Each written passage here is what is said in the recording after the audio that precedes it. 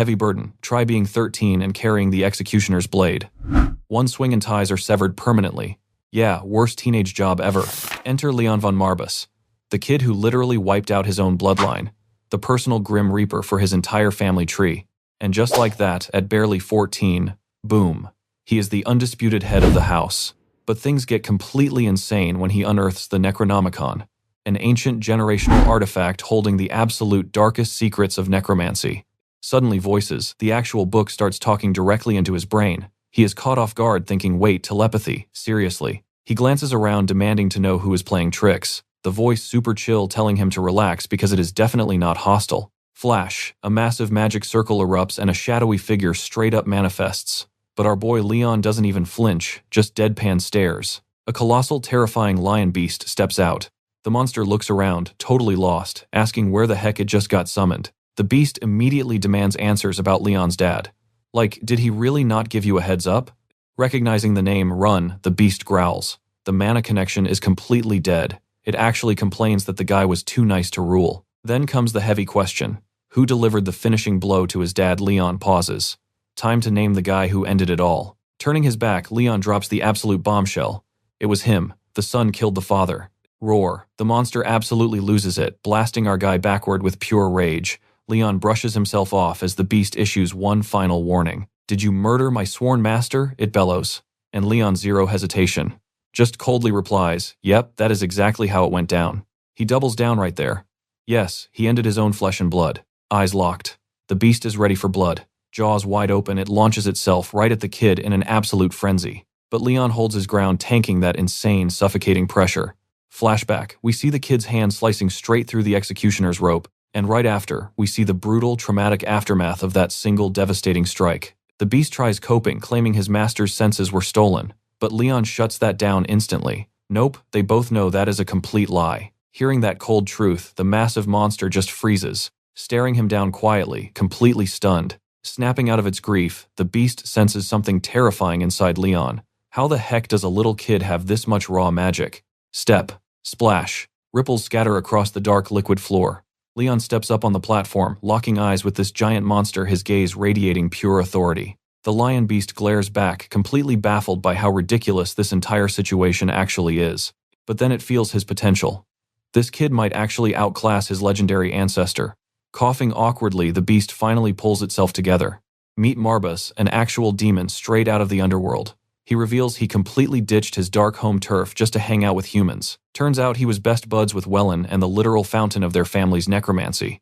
Leon nods. He knows the lore. He remembers hearing how this very demon taught the forbidden dark arts to his great ancestors back in the day. Marbus confirms it, adding that he is permanently chained to this creepy Necronomicon book forever. Leon brings up the black lion crest, knowing the founder trusted their dark magic. Marbus just silently studies this bold young lord. Then our boy decides to hit him with the real million-dollar historical question. Why did Marbus just ditch their family? The demon scoffs at that. What on earth gave this kid that ridiculous idea? Leon points out the obvious truth.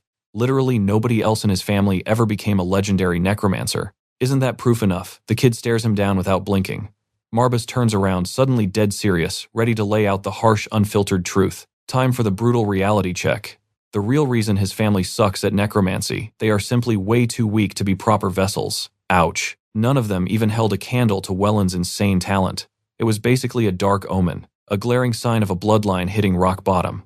Leon just goes quiet, letting that massive insult completely sink in. Surprisingly, he accepts it.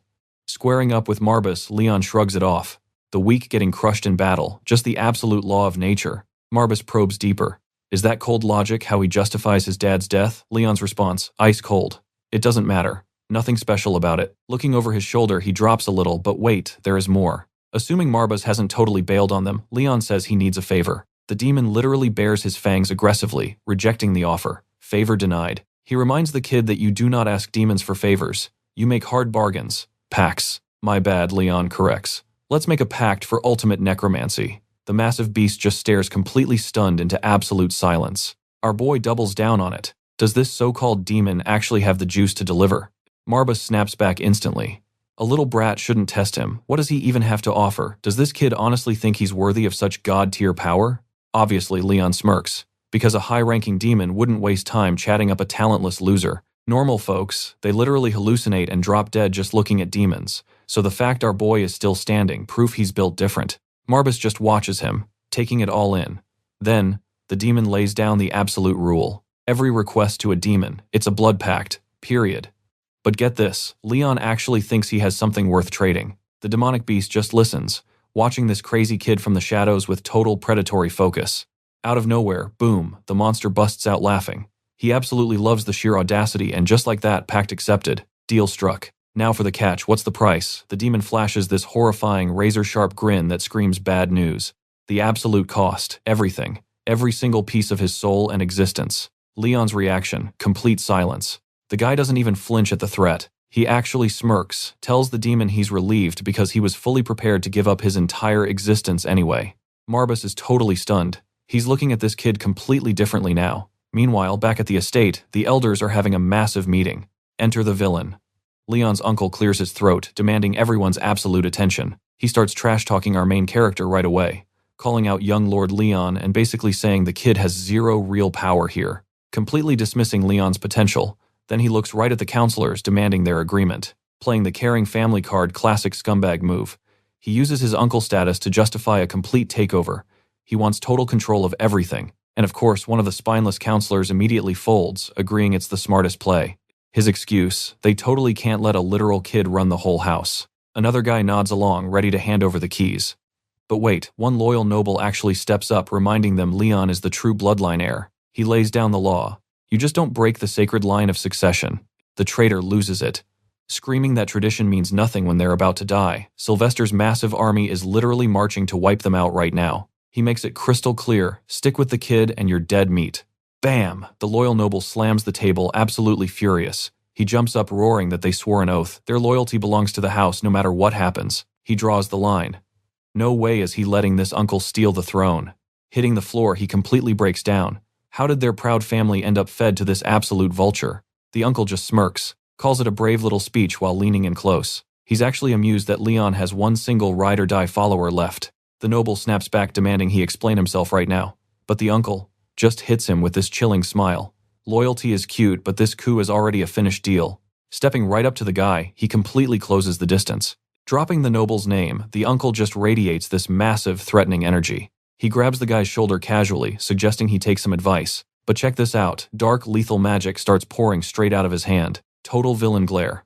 Do they really think their votes count? Crushed by the overwhelming aura, the noble realizes the horrifying truth. Kirchel rigged this whole thing. Grip tightening, Kirchel whispers a warning. He better think real hard before speaking again. Pivoting to the rest of the room, he reminds everyone why they're really here. It's all about choosing the lesser evil, apparently.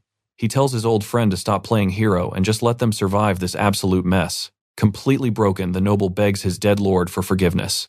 Meanwhile, cut back to our boys. Marbus is still having an intense staring contest with Leon. Leon doesn't blink, just stares right back, waiting for this legendary demon to make a move. Finally, Marbus speaks up.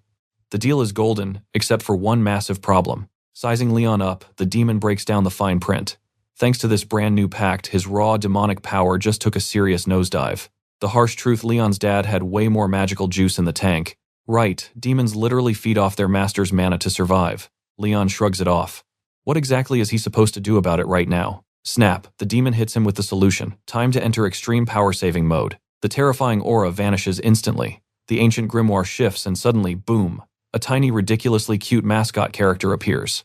Marbus claims it's just basic mana efficiency. Leon takes one look and completely loses it.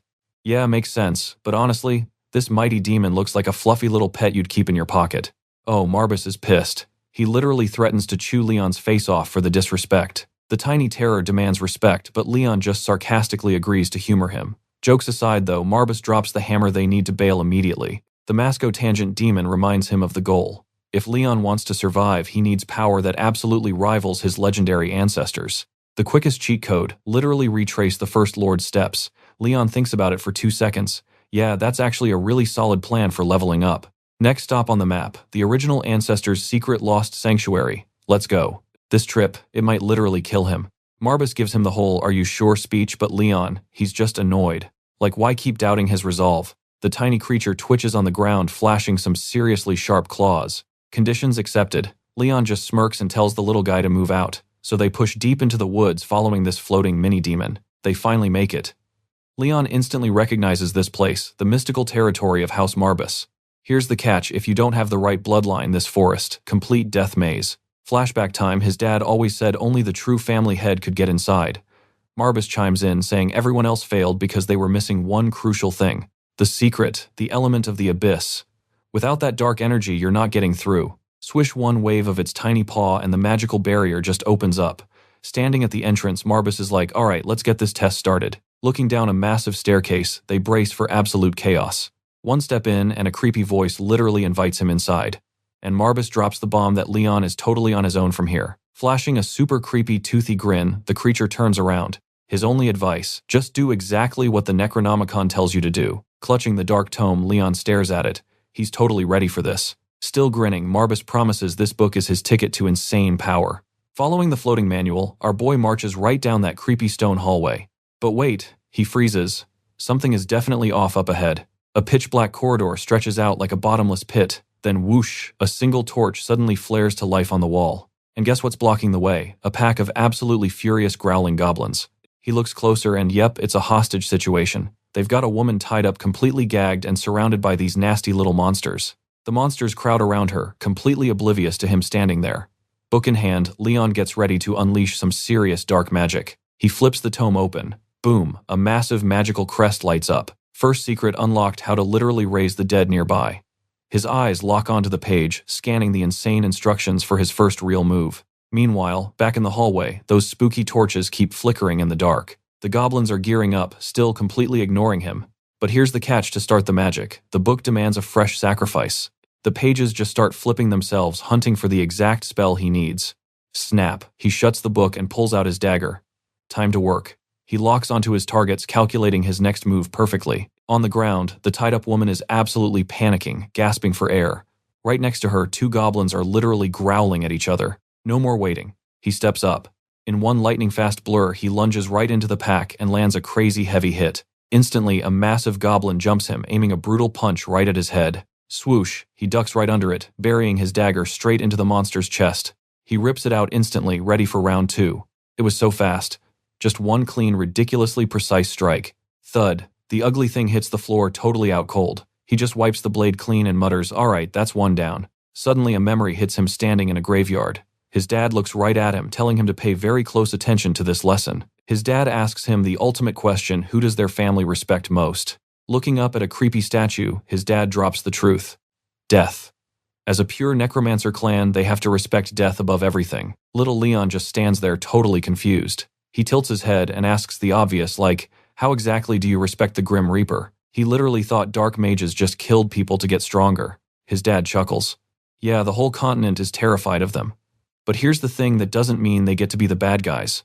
He puts a heavy hand on his shoulder. He wants one absolute promise. Swear to give every enemy a quick, painless out. Snapping back to reality, Leon stares at the monsters. Does he really owe them a clean exit? Suddenly, a massive, absolutely jacked orc blocks the hallway ahead. Sporting a fresh scratch, he stares down this new boss without blinking. While surrounded by goblins, he realizes one torch just went completely dark. Stepping right on the dead goblin, he gets into stance. If he's keeping that promise to his dad, he needs a perfect strike to the spine. Sever the spine, lights out. It's literally the most painless way to kill. Watching from the sidelines, Marbus is honestly impressed by that perfect hit. Was it just dumb beginner's luck, or raw, terrifying talent? Smiling that wicked smile, Marbus knows he's about to find out real soon. Leon, though, he's convinced that first kill was 100% pure luck. He knows these nasty little guys fight dirty. The rest of the goblin mob, they're closing in fast. He tightens his grip on that dagger. Time for round two. Pitch black down here, judging the ground level, next to impossible. One wrong step and it's game over in the dark. Wait, the first torch died when that first goblin dropped. Stepping forward, our boy completely flips his battle strategy. He lunges right at them, dagger locked and loaded. He angles the blade forward, lining up the perfect kill shot. The monster screams right in his face, but Leon unfazed, eyes totally locked onto his target. Another goblin down and boom, another torch extinguishes, total darkness creeping in. He slices the next ugly target, dropping it instantly. No time to breathe, he spins around perfectly, blocking a massive strike from the next monster. Gripping that hilt like his life depends on it, he counters. A lightning-fast slash directly to the goblin's throat. Another kill, another torch dies out, the shadows deepen. His eyes finally adjust to the pitch black. But check this out, that fancy ceremonial dagger is already chipping. Not good. A weird sound echoes. He snaps his head up. Death from above. The final goblin is diving straight at him. He instantly braces his arm for the impact. Bam! A flawless parry that sends the monster's weapon flying across the room. Panicking, the beast actually tries to snatch Leon's blade barehanded. Huge mistake. It misses completely. Watching all this from the shadows, Marbus is utterly confused. Why drop the weapon? Meanwhile, Leon effortlessly dodges and resets. Leon stares down the beast. Marbus is watching in pure shock now. Ducking under a swipe, Leon slides for his dropped blade. Reaching out his fingers, wrap around the hilt. Got it. Now it's time to end this ugly thing once and for all. He stomps the ground hard, using that explosive momentum to launch himself, moving like an absolute blur for the finishing strike. A blinding flash of steel. He carves that dagger straight through the goblin's chest, followed by a clean decapitation. Brutal. He just stands there in the heavy silence, watching the lifeless body hit the floor. He pivots, taking in the carnage. Stepping right over the goblin corpses, our guy pushes deeper into that creepy pitch-black corridor. Up ahead, a hostage. He moves in to cut her ropes. She's gagged, staring at him with these big, hopeful, puppy dog eyes. He quickly yanks the gag off her face. Immediately, she's crying, thanking him over and over for saving her life. And while she's thanking him, she literally stabs a dagger right into his shoulder. Talk about an insane plot twist. He stumbles backward, staring at her, completely blindsided by this insane betrayal. That blade dug deep into muscle. Pure agony. He slowly lifts his bleeding arm, suddenly remembering some intense advice from his old man. Ignoring the blade still stuck in his shoulder, he just violently lunges at her. She screams, collapsing backward from his brutal counterattack. His dad's harsh voice echoes in his mind, demanding he never forget this crucial lesson. Back in the flashback, his father drops cold hard truth: traitors don't get peaceful deaths. They need to feel their victims' absolute terror. A terrifying smirk crosses his face.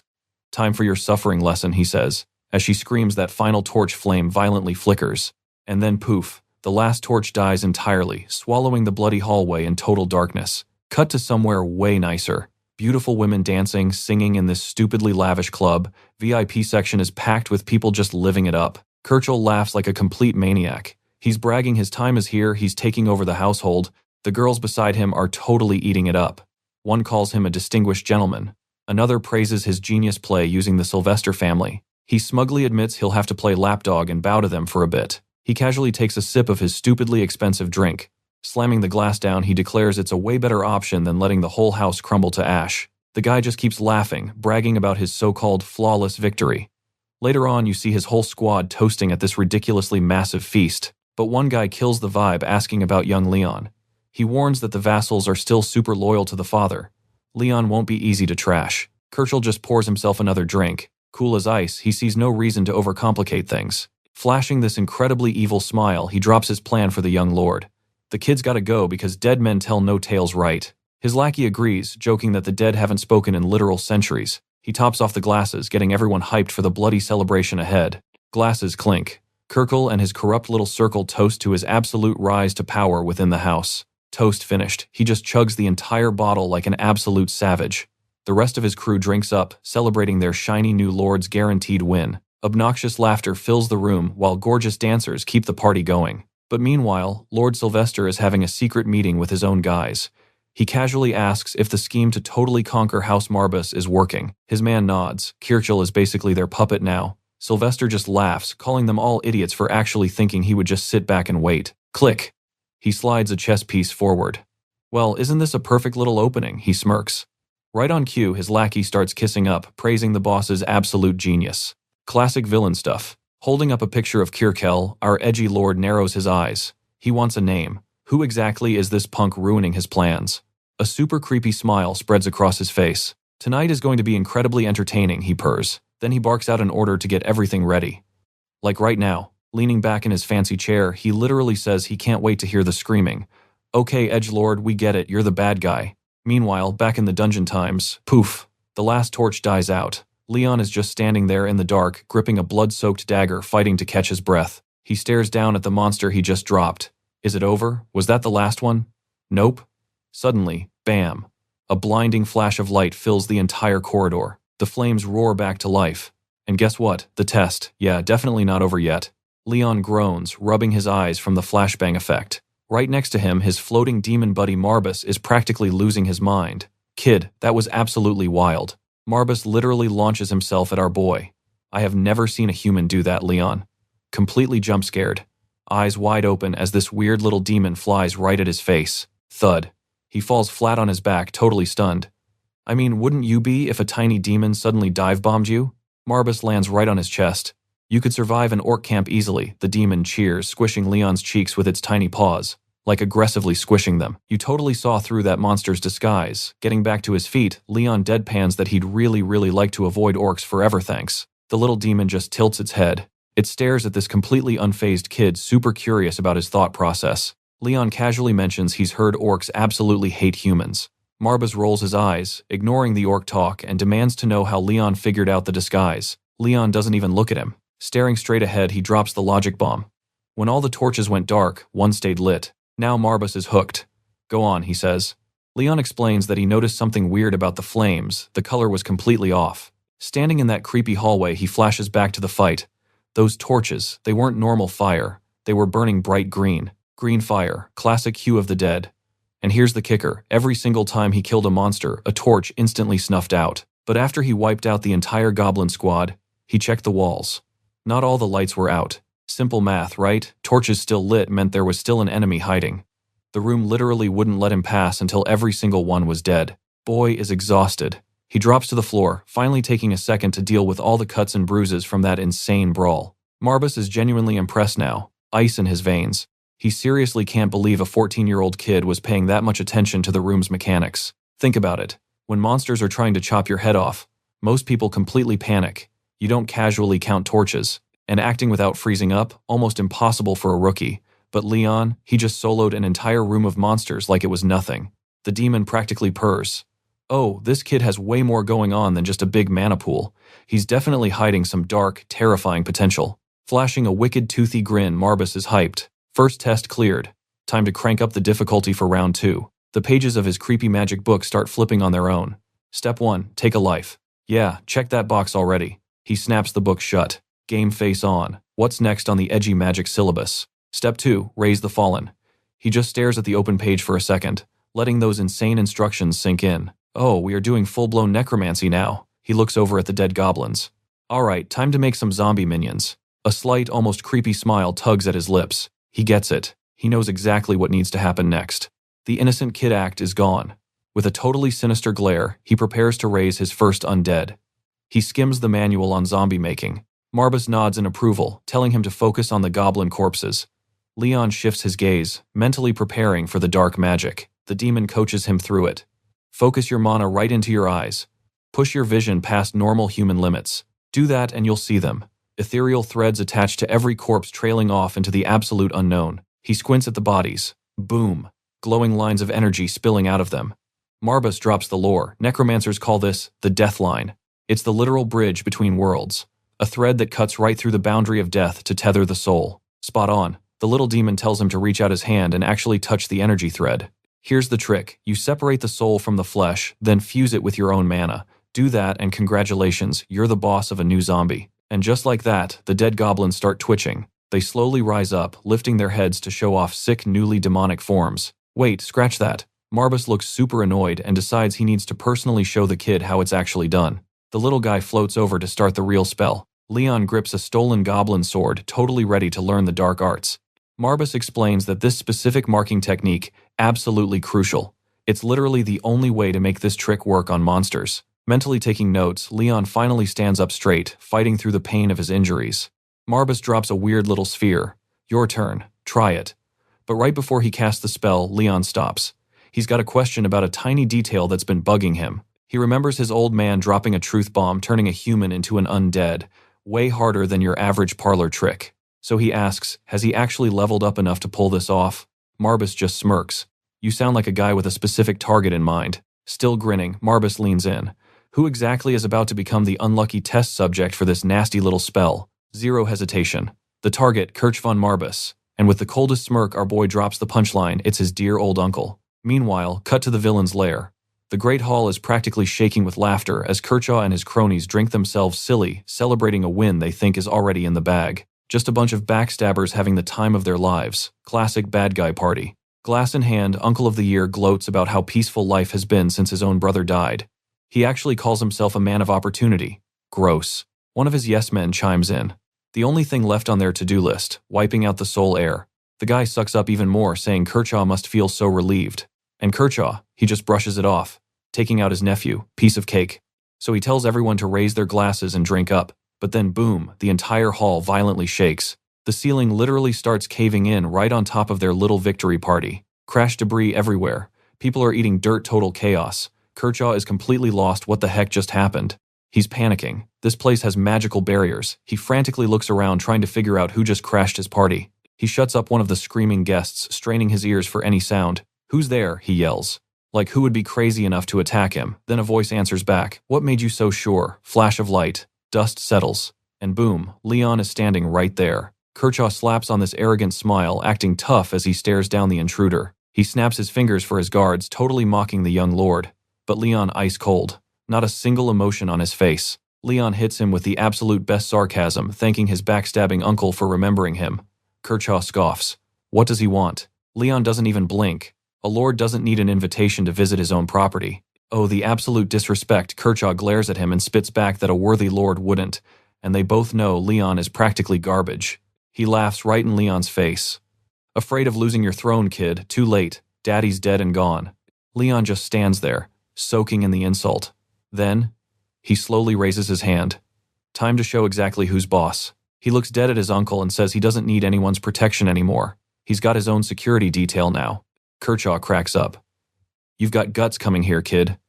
But Leon drops the hardest line. Your mistake is thinking I came alone. Now Kershaw is getting annoyed. What the heck is this brat blabbering about? Out of nowhere, the ground literally warps under his feet. The shadows start stretching, and Kershaw realizes instantly this isn't normal magic. This is pure abyss energy. It's heavy, suffocating, a darkness way worse than anything he's ever felt. His eyes bug out. No way. This can't be happening. Crawling straight out of the shadows, reanimated goblins, undead, and looking for blood. Leon steps right to the front, commanding his brand new nightmare squad. Kershaw is surrounded. He stares at the rotting flesh, completely horrified. They're actually undead. He loses his mind. Not even your father had this kind of power. And Leon cool as a cucumber. House Marbus is officially back in the necromancy business. Gritting his teeth, Kershaw is in complete denial. He screams at his guards to wipe out these abominations right now. The guards charge in.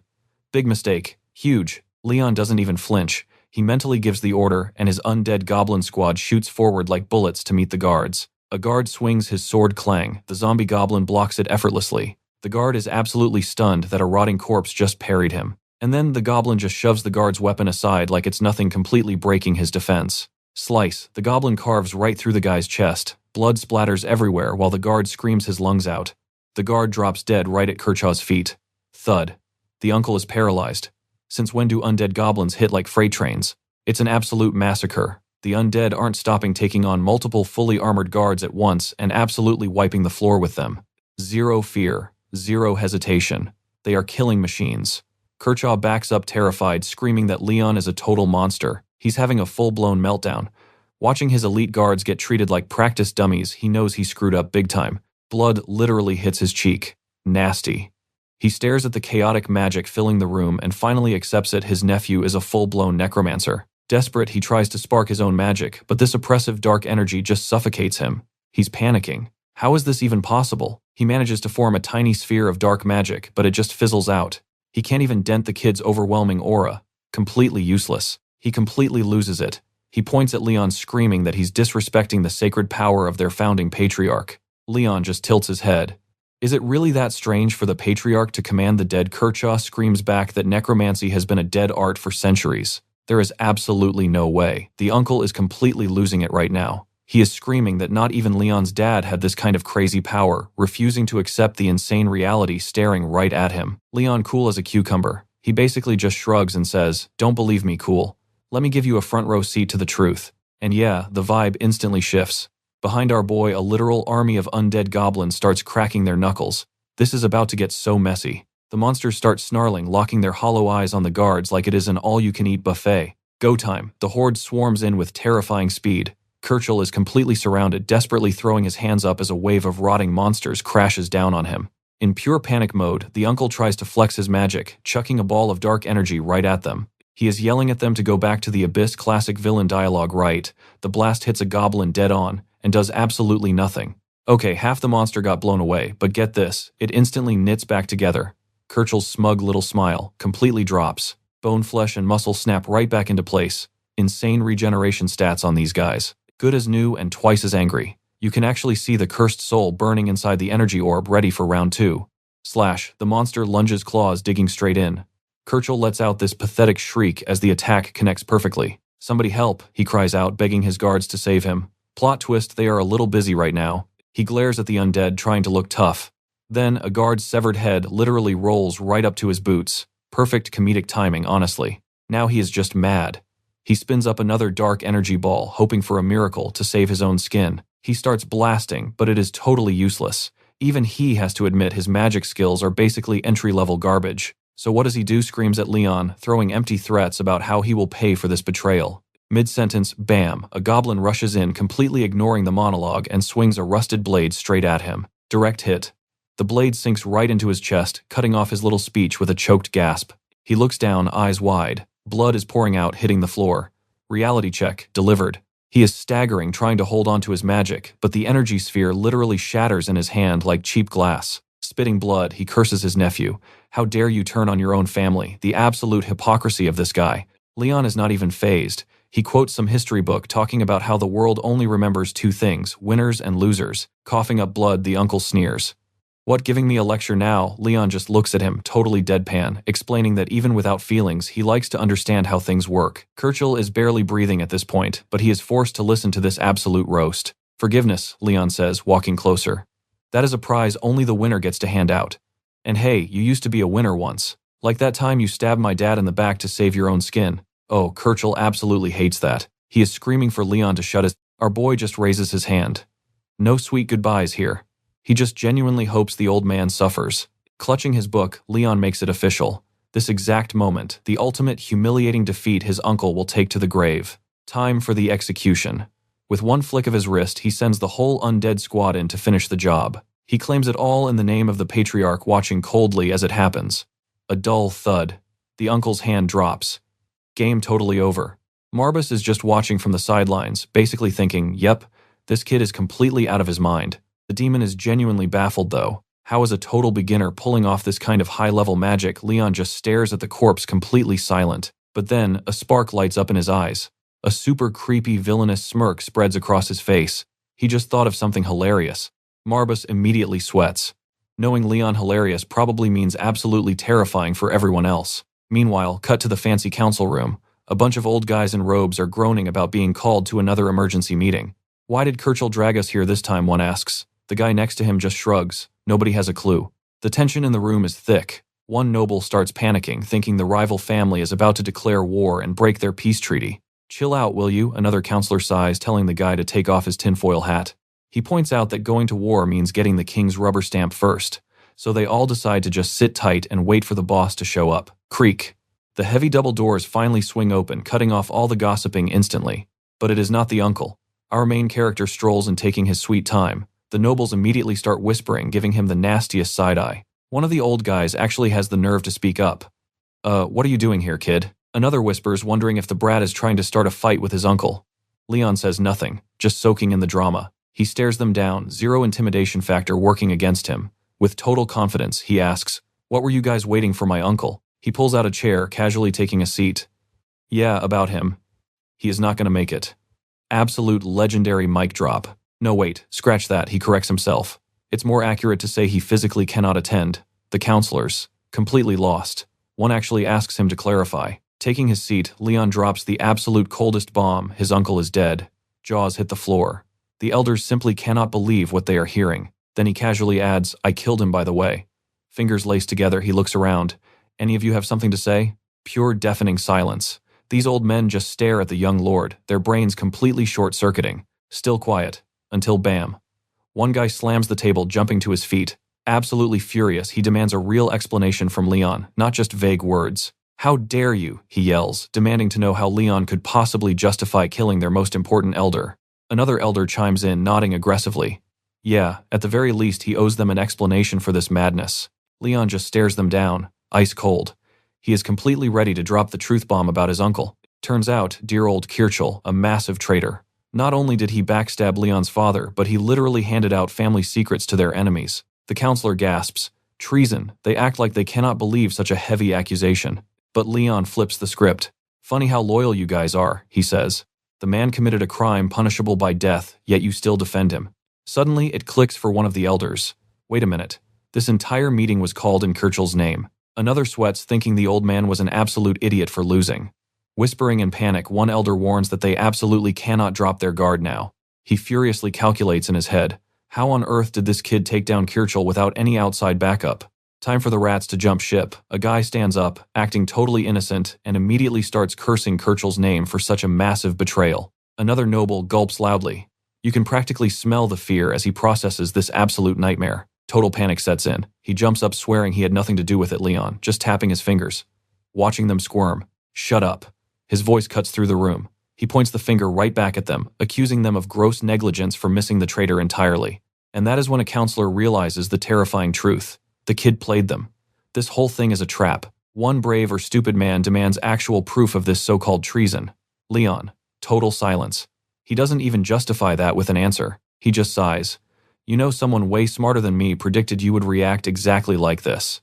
He looks to his side and boom, this little creature named Marbus pops out on his shoulder, just smiling, grabbing some mental popcorn for the drama. Eyes practically glowing, he gears up for phase 2. "You want proof," Leon agrees. He gets ready to put Kirchel's betrayal on full display. With a single spell, he completely swallows the room in this heavy, suffocating dark energy. Reaching out his hand, he announces himself as the true heir of House Marbus. Then he drops the name of a cursed soul that terrifies the entire continent. Shadows twist and undead goblins crawl out totally obedient to his commands.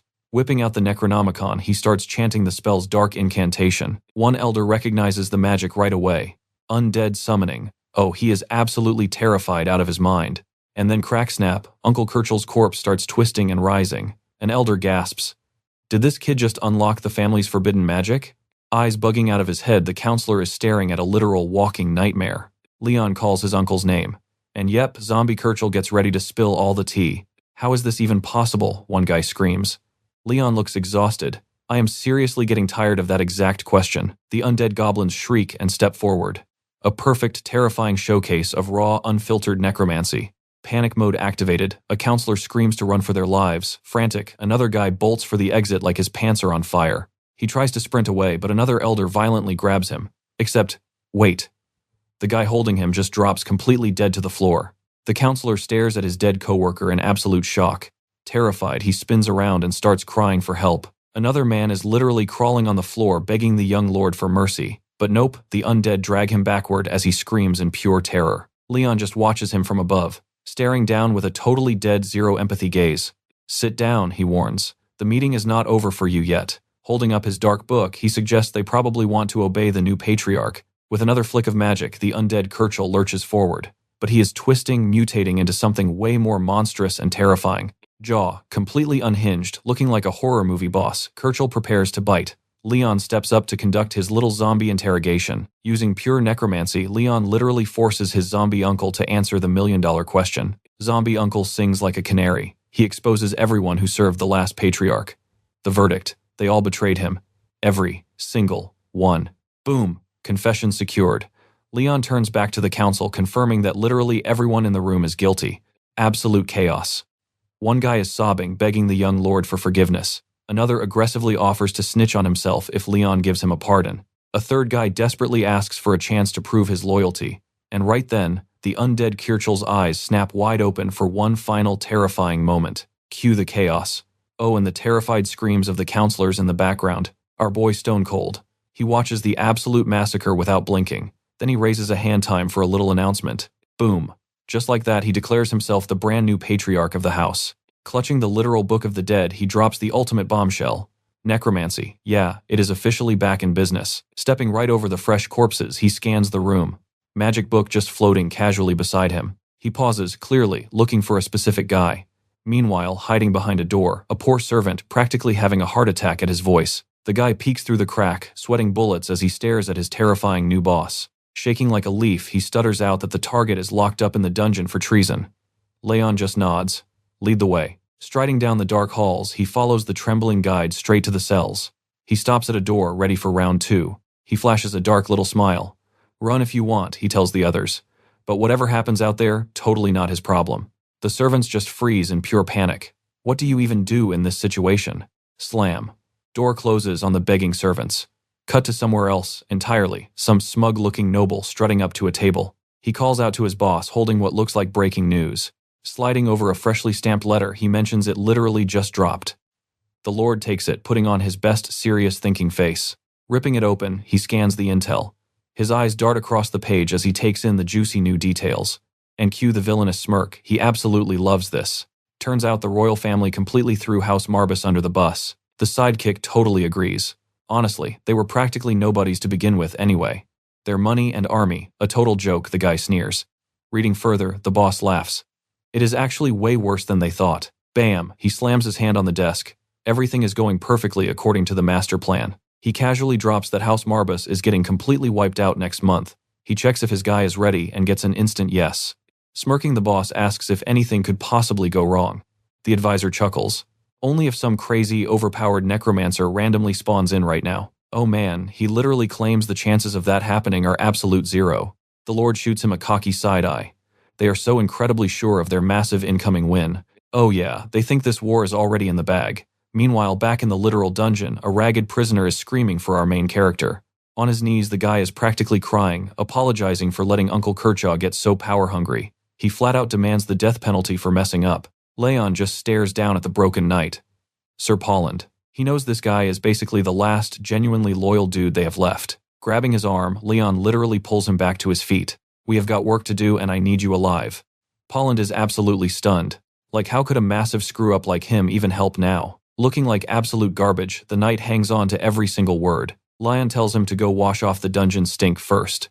Walking away, he casually mentions they will talk business up in the main office. "Try not to cry, Polland." The guy beams with pure gratitude and drops a hardcore vow of absolute eternal loyalty on the spot. Scene change. Up in the fancy office, Leon and the creature Marbus chill by the window. The tiny beast jumps right onto his shoulder, getting comfy. Resting a little paw on its chin, it gives him this super curious side eye. "So what is the game plan?" it asks. The little demon is totally leaving. The big brain moves up to its new boss. Cut to Polland completely losing his mind, failing to grasp the insane strategy. Reaching out to the Sylvester family pure suicide mission, arms crossed, Polland argues they would need to pull off the greatest acting job in history. Leon just holds out a hand. "You think I cannot pull this off?" Boom. Dark magic flares up. A literal shadow creeps right out of the floorboards, stretching and morphing into the shape of a full-grown man. The smoke clears and holy hell, it is an absolute perfect clone of his dead Uncle Kershaw. The zombie uncle locks eyes with Polland, locked and loaded for the mission. Polland is just sweating. How is his boss this ridiculously chill? It finally hits him. Leon is completely breaking the entire power scale. A crazy smile spreads across the knight's face. The necromancy rumors, 100% real.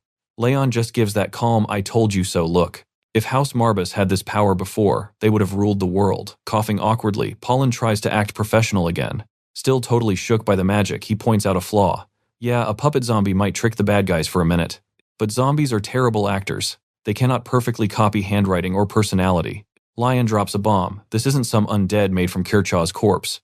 Nope, he explains, it's just the shape of a doppelganger he found. He says this freak can totally steal appearances and memories. Suddenly, the thing starts sucking in this dense ball of dark energy. Lion just watches from the side, completely silent. Flashback time. A bloody dagger gleams in the dark. Then the hallway torch dies, dropping everything into pitch-black nothingness. Panting hard, he slumps against the wall, barely surviving that monster brawl. Taking a heavy breath, he asks if that thing even had a name. The creature speaks up. Its name was literally Doppelganger. Marbus jumps in, explaining the copycat trick. Apparently, this creep loves mimicking poor travelers who wander off the beaten path. In the end, it completely devours the original person plus all their traveling buddies. Arms crossed, Lion thinks hard about this creepy enemy. Marbus just smirks, noting the apple really doesn't fall far from the tree. Out of nowhere, the undead girl gets up, radiating fresh, dark power. Her body twists, mutating into a way deadlier form. Flashing a wicked grin, it actually starts commenting on his family bloodline. Dripping with dark energy, the monster gets ready for a fight. The new undead minion steps up, waiting for orders.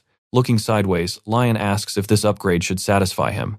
Marbus grins wide, telling him to absolutely be thrilled about it. He explains the monster can only copy faces it's personally seen. Then he asks if our guy accepts this insane new power deal. Lion turns away, fully reminded that despite his natural talent, he's still a total newbie. Marbus suggests bailing out before his uncle's soul completely fades to dust. But Lion shuts him down with a hard no. Hand on his chest, he firmly refuses to abandon his family legacy. He won't let innocent people get completely massacred or enslaved by their ruthless enemies. Would he risk his life? He'd straight up die for them. Marbus naturally questions this crazy loyalty, trying to figure out his real endgame. But our boy decides there's way more urgent stuff to handle first. A new shadow beast crawls straight out of the floor, combat ready.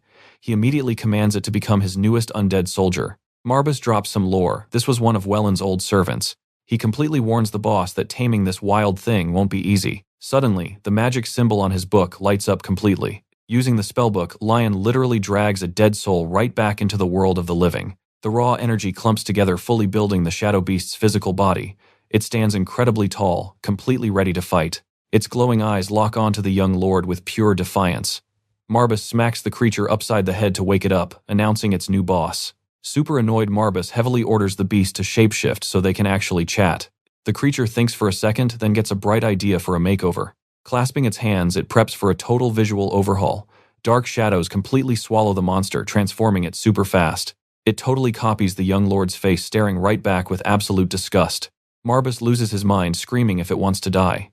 The creature just casually claps back, saying it's literally already dead. Rocking the exact same face, the creature stands beside the young lord. Pullen chimes in, suggesting Kurt's memories could totally help them scam the Sylvesters. He swears the crazy plan will work, and promises to smoothly handle the heavy lifting. Smiling Lion totally admits that's exactly what he wanted to hear. Pullen then firmly asks to throw one final question at his new boss. Why stay here when it's so incredibly dangerous? With his back turned, Lion seriously remembers Marbus telling him to run away. He answers that protecting this massive house is his absolute duty, end of story. Shocked, Pullen instantly pledges absolute loyalty right then and there. Asked why he's so insanely stubborn, Lion casually admits he thought about it a lot. He confesses he definitely lacks some grand noble purpose, just holding personal doubts. He doesn't have the full answer yet, he just desperately needs time. Smiling slightly, he takes a seat, completely ready to keep chatting. Basically, he has to completely crush anyone trying to rob them. He figures that by dodging his dad's massive mistakes, he'll eventually find his true answer. Flashing a slight grin, he looks genuinely pleased with his reflection. The creature then roasts the family, claiming the house really fell off hard. Super annoyed, Marbus yells at it for lacking basic respect toward the boss. Confused, it points out that Lord Marbus himself acts totally casual all the time anyway. Clearing his throat awkwardly, Marbus asks if it's always this incredibly bad at reading the room. Agreeing, the creature wonders how Marbus knew that exact flaw.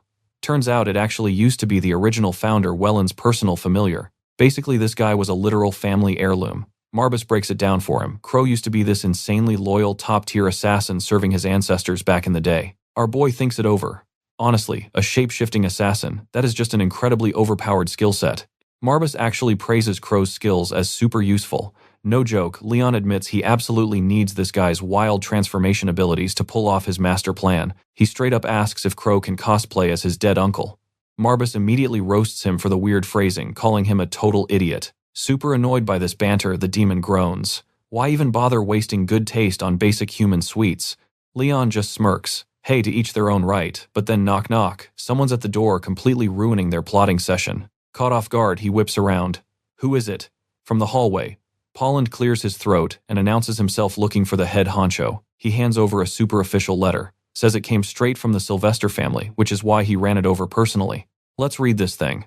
Oh boy. It accuses his family of totally ditching their royal duties, basically calling them out for leeching off the commoners. And the kicker, the Sylvesters are straight up declaring a noble war against his family. The ultimatum is simple. Surrender right now and nobody gets hurt. Refuse, they march their army in and completely flatten absolutely everything in sight. Taking in those threats, our duo just analyzes the situation. Marbus gets super serious, this mess is heading their way, and fast. The demon asks if our boy is terrified. They only have 30 days, but Leon just cuts him off. He totally got the wrong idea. Dark energy flares up around him. He is more than ready to answer this ridiculous challenge. He literally sets the letter on fire. Wait a month, yeah right. He has zero patience for that. Marbus calls him an absolute psycho, warning him about their massive army. Even so, the demon has to ask, is he seriously planning to solo an entire army? Cue the villainous smirk. Our boy says they'll be perfectly fine. and then drops the hardest line, zero mercy this time. He is going to wipe them all out.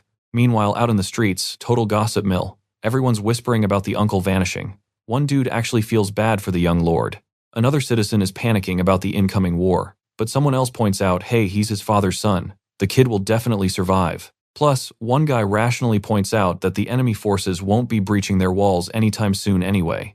Ahem, Pollen totally crashes their little rumor party, making everyone freeze in their tracks. He gives them the classic warning, loose lips, sink ships, guys. As Leon and Pollen stroll through the crowd, they keep a close eye on the locals. Panicking, the commoners immediately bow down. They swear they were just chatting. One guy even apologizes for the tragic family loss, calling it a total disaster. But get this, Leon hits them with a massive lie. Dead, nope. He tells them his beloved uncle is totally alive, just super sick and stuck in bed. Flashing a completely fake angelic smile, he tells the guys to chill out and not worry. Classic mind games. You want to fool your enemies, start by tricking your own people. He then quietly tells Pollen to shut down any loose rumors. Pollen is confused, why are they even downtown? Leon just casually mentions there is a specific little something he has to check out personally. Right on cue, Marbus chimes in. Target located. The demon can feel an absolutely insane wave of magic leaking out from a building up ahead. They stand back for a second, just taking in this massive, shady-looking establishment from afar. He tells his right-hand man to stay put. Lock the doors behind him because our main character is going in completely solo. Dead serious now, he orders Pollen to block all the exits. Nobody gets past him. Pushing the heavy doors open, he steps right into the unknown. Inside absolute disaster zone. Smashed tables everywhere, and yeah, those are definitely fresh bloodstains. Some guys are busy sweeping up the wreckage. Suddenly one dude's animal ears twitch, he senses Leon instantly. Our boy asks if that's the guy, and the demon confirms it. Covered in brutal scars, this guy clearly isn't some rookie. He screams veteran fighter. Kneeling in the dirt, he's totally shredded but beaten down. The demon literally sighs furious that such god-tier potential is scrubbing floors. Leon casually walks over to have a chat, but the guy just bows his head, apologizing for the massive brawl that trashed the place. Meanwhile, the super sketchy owners of this dump are glaring at them from the shadows. Out of nowhere, bam! The crazy lady owner kicks the beastman, screaming at him for daring to talk to a noble. Then she turns and aggressively apologizes to Leon. She glares at the beastman like he's absolute garbage. Smack, she literally slaps him right across the face, calling him a filthy mutt. She yells at him to show respect to the Lord. Keeping his head buried, the poor guy mumbles an apology, saying he had no clue. Leon completely ignores the crazy lady. He looks at the beastman. Like I said, I need a word. The arrogant owner butts in, acting all sweet, saying she's totally available to talk.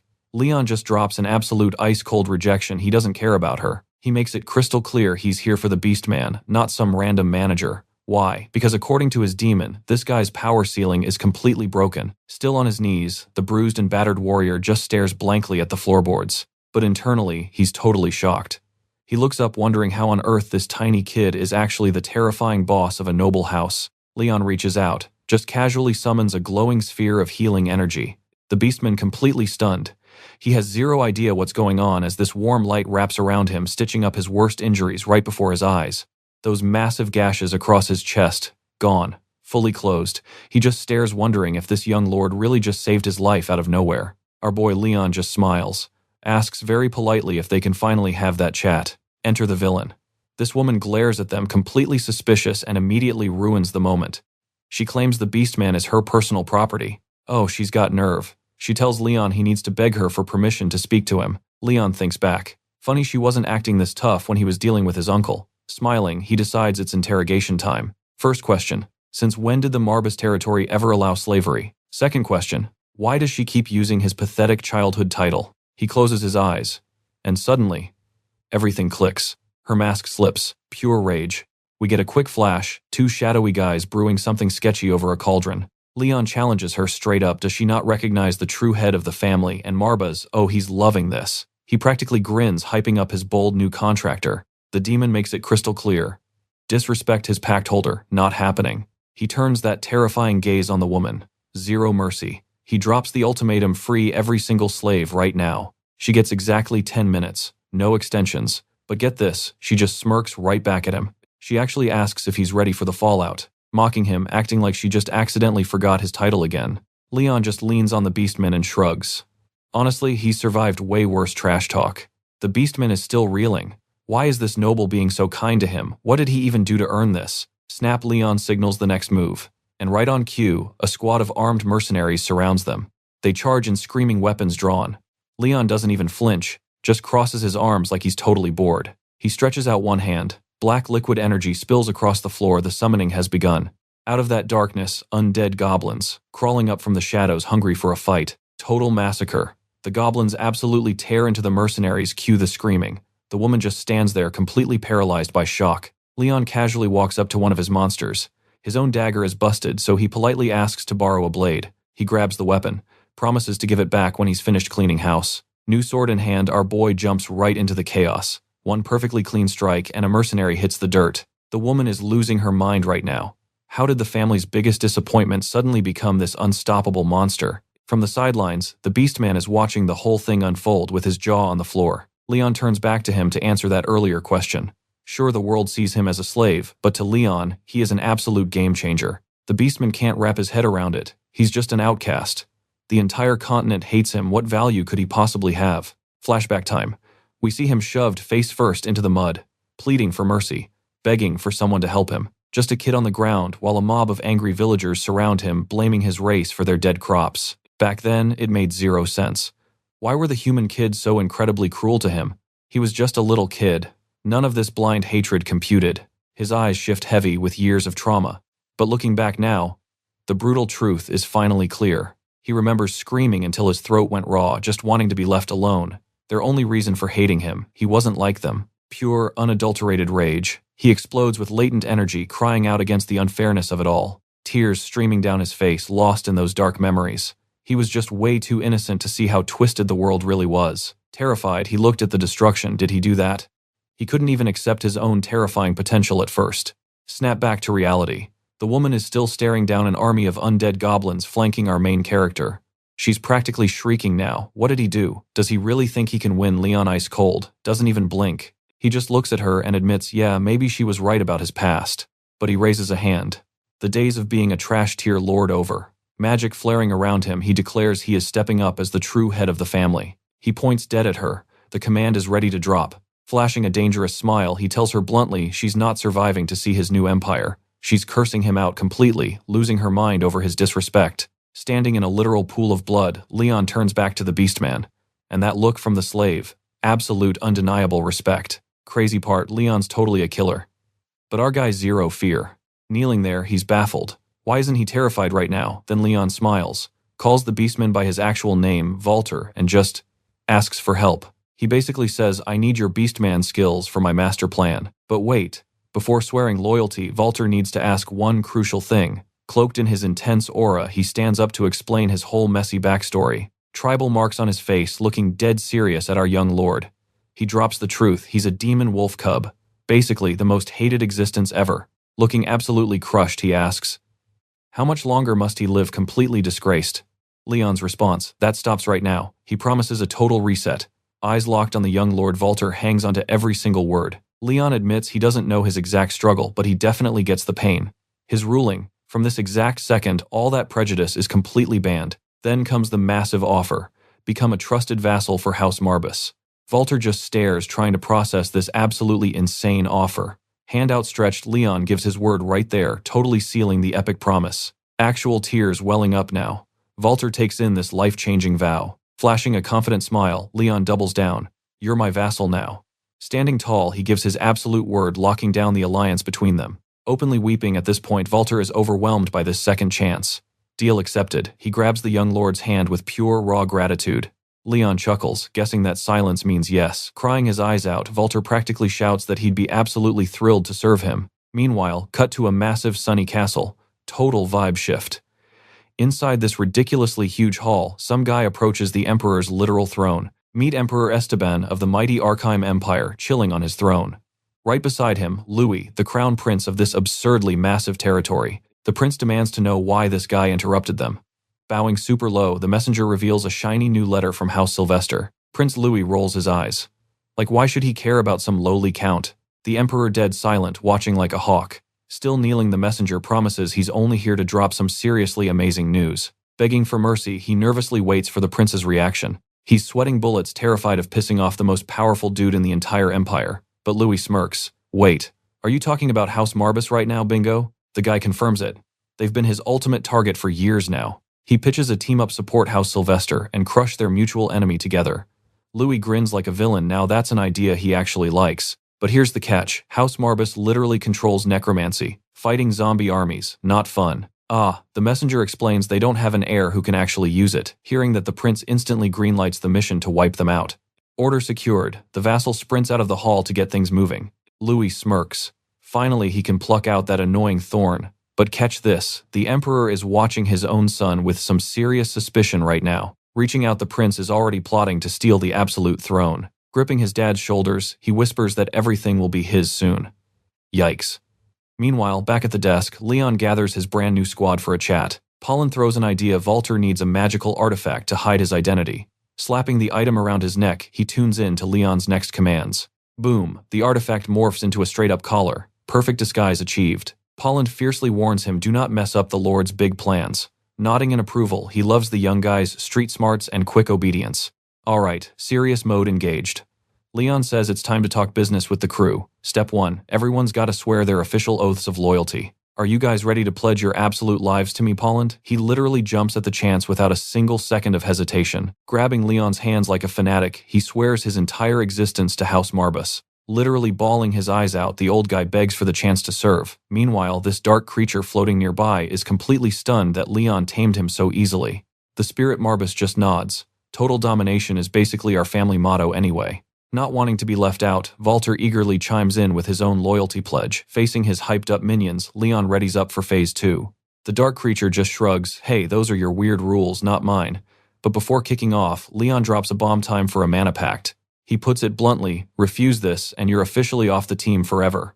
Blinking in confusion, Walter asks what the heck a mana pact actually does. So a mana pact basically turns raw magic into a binding pattern. It links them, letting them share every single dark secret without any filters. Getting up from his seat, Leon strikes a pose to start this crazy ritual. Standing before his loyal followers, he's ready to lock this in permanently. Seeing zero complaints from the peanut gallery, he officially kicks off the pact. With one epic hand gesture, dark magic explodes outward to start the spell. Then it literally shapes into a glowing contract just waiting for signatures. The glowing scroll unrolls before them. Time to sign up. Walter's just staring at this scroll brain, completely buffering. Then boom, Marbus drops the disguise and his true terrifying power explodes. The absolute god of the household steps up. He's making it official. He's witnessing this crazy pact. He lays out the absolute rules. Your souls, yeah, they belong to his domain now. Then he demands everyone bow to their brand new ruler. Dark energy swirling everywhere, he literally crowns him the absolute sovereign of the undead. Epic. Marbus is absolutely massive, taking up the entire hall. Pollen and Walter jaws firmly on the floor. Total shock. But Lion just sighs. Okay, enough of the dramatic theater. He steps right up, claiming these guys as his own loyal crew. Eyes shut, Marbus takes that as a solid yes. But he drops a heavy warning. The entry fee is literally their souls. Pollen drops to a bow instantly. Treason. Not happening. He swears absolute unbreakable loyalty. Wait, is this the exact same demon the First Lord partnered with? Honestly, it's the only logical explanation for Leon's insane cheat-level strength. Meanwhile, Walter is absolutely sweating over the sheer suffocating density of Leon's mana. He's shaking, even with his magic senses, he's totally paralyzed. Just what kind of absolute monster is the young master really hiding inside? And just like that, the terrifying dark aura just vanishes. Poof, the giant demon shrinks back down and plops onto the floor. Walter blinks. Wait, is that a cute little kitten? Pollen instantly slaps a hand over Walter's mouth. Do not insult the death god. Too late, Marbus glares. What did you just call me right now? Panic mode, Pollen sweats, claiming they were totally just admiring his majestic aura. Marbus smirks. Oh really, he totally buys the flattery. But seriously, he orders strict silence about his true identity. Intel wins wars, right? Plus those snobby nobles barely cared about the uncle anyway. Still thoroughly confused, Walter brings up the traitor, Sir Kirchall. Parda. He recalls the landlord had a special letter for that guy. But when he asks where it is, Walter draws a complete blank. Enter Crow carrying the MVP energy. He drags in a whole chest, calling them complete idiots for completely forgetting to loot the bodies. Pop the lid. Boom. Absolute jackpot of sparkling jewels and shiny loot. Smack. Marbus hits Crow, calling him a greedy little loot goblin. Apparently, Crow operates on pure video game logic finders, keepers in the tavern. Digging past the shiny distractions, they frantically hunt for that mystery letter. Time to thoroughly inspect this massive pile of shiny gold. Bingo. Buried under the bling, there it is, the official sealed envelope they needed. Holding it up, he proudly declares victory over the chest. Crow throws some absolute sass, joking that Marbus is actually useful sometimes. He stands tall. Story time. He reads it out loud, and wow, it's basically a highly aggressive hate mail sent directly to House Marbus. The sender flexes hard, claiming to work for the Emperor. Classic villain excuse. 30 days. That's the deadline for the entire house to totally surrender. Refuse. Then get ready for absolute war. Everyone turns to our boy. What's the boss gonna say to this literal death threat? He casually thinks about it. 30 days, isn't that plenty? Marbus just side-eyes him, totally unbothered. Yeah, the timing works perfectly fine. Honestly, with his insane new cheat skills, 30 days is pure playtime. Staring at his demonic pet, he formulates a totally chaotic plan. He calls Crow over, ready to drop the most hilarious tactical order ever. Smirking like a total menace, Lion hands out the mission. Meanwhile, somewhere else, an absolute lackey confirms the war declaration was officially sent. The lackey cracks up, mocking Kirchhoff's incredibly pathetic, terrified face. The Lord laughs too, betting that Traitor is definitely regretting his life choices right now, but then his face drops. Dead serious. Keep that rat alive though. Because Kirchhoff, he's the perfect gullible pawn. Then he shifts gears. What about the actual heir? Where is our main boy? No news. The lackey assumes Kirchhoff already offed him. The Lord smiles like a supervillain. That's exactly what he wanted to hear. Perfect. But the lackey is confused. Why obsess over some kid? Before he can even finish, the Lord shuts him down with a deep question. What is the absolute worst, most unfair thing a human can face? The lackey just sweats. Boss, I'm literally just a goon. The Lord's eyes go totally dark. He answers his own question, standing against an absolutely unstoppable enemy with zero hope of surviving. He smirks. Pure despair. There is literally nothing worse than that. The servant scratches his head.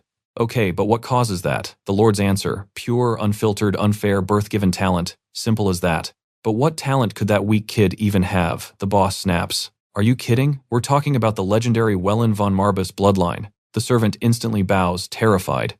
Yes, sir, they'll prepare for absolutely any crazy twist. Meanwhile, watching this entire circus, the doppelganger is absolutely entertained. He grins, super impressed by the creature, perfectly copying his every single word. The creature flexes. Oh, please. It's got way more insane tricks than just basic magic. Furious Marbus goes totally wild, launching a blur of lightning-fast strikes at the fake.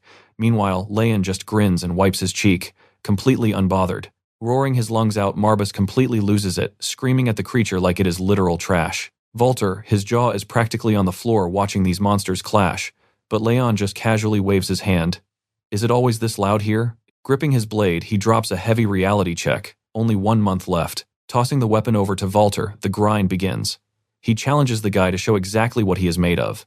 Walter knows the deal messed this up and he is out. Leon shuts his eyes, straight up telling him he does not need a follower who will just die. Fists clenched tight, Walter steels himself to take on the young boss's crazy challenge.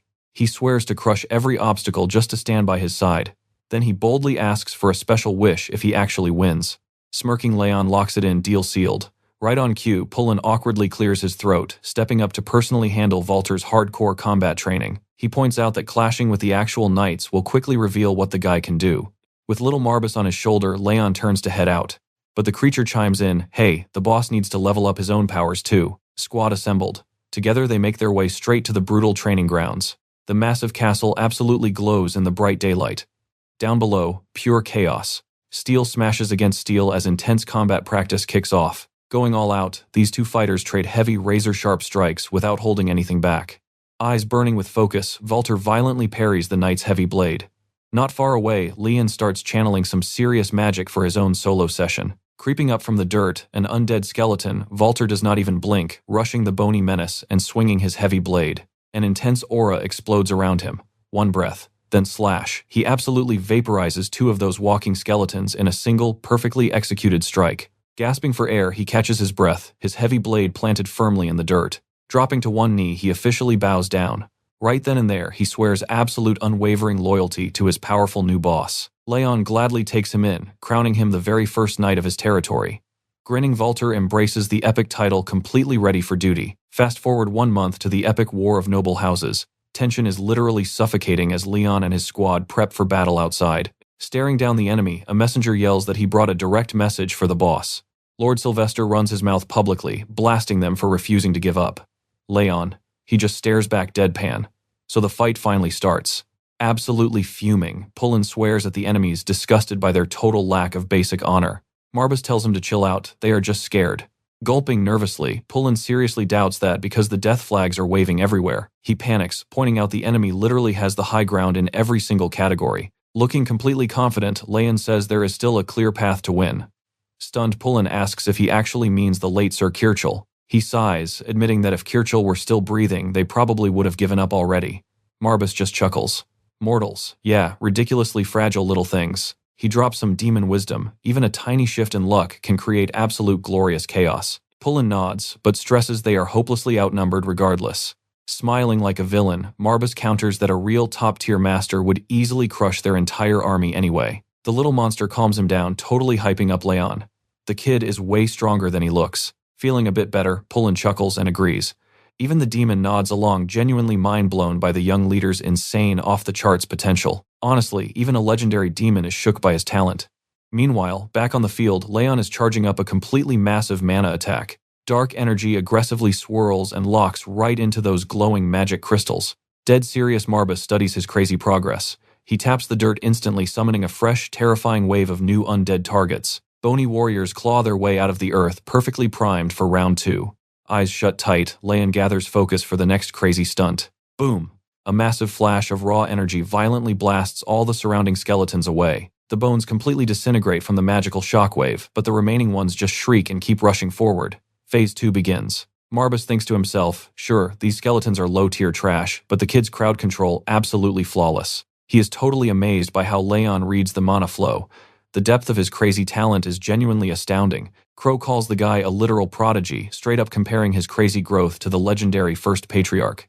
Marbus agrees soon enough this guy will rule everything. But then he totally ruins the moment, begging to know if that includes endless peanut snacks. Marbus bets he might even unlock crazy forbidden time reversal magic. Deep in thought, Leon zones out before slowly snapping his eyes wide open. Covered in dirt, he finally pushes himself up.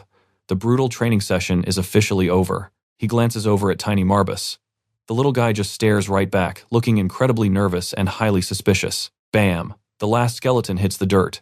Leon just smirks, brushes off his hands, and casually asks what's next on the menu. Training session, totally crushed it. Now he's practically begging for the next insane challenge. Marbus just sighs. Classic exhausted mentor energy.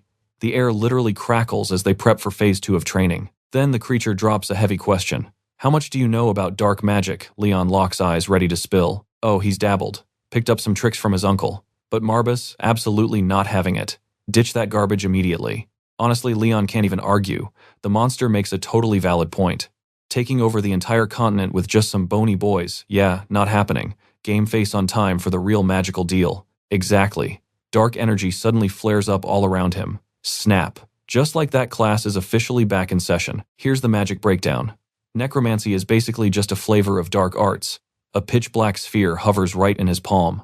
Enter Polland. The guy is literally glowing with pride, gushing about the legendary progenitor's loyal crew. Marbus scoffs at that. Vassal, please. We were friends. The creature just smirks, claiming he's living regret-free, unlike a certain someone. Oh, shots fired. Marbus snaps back, accusing him of playing games using Leon's face. Leon just interrupts their bickering. What's the actual lesson? But wait.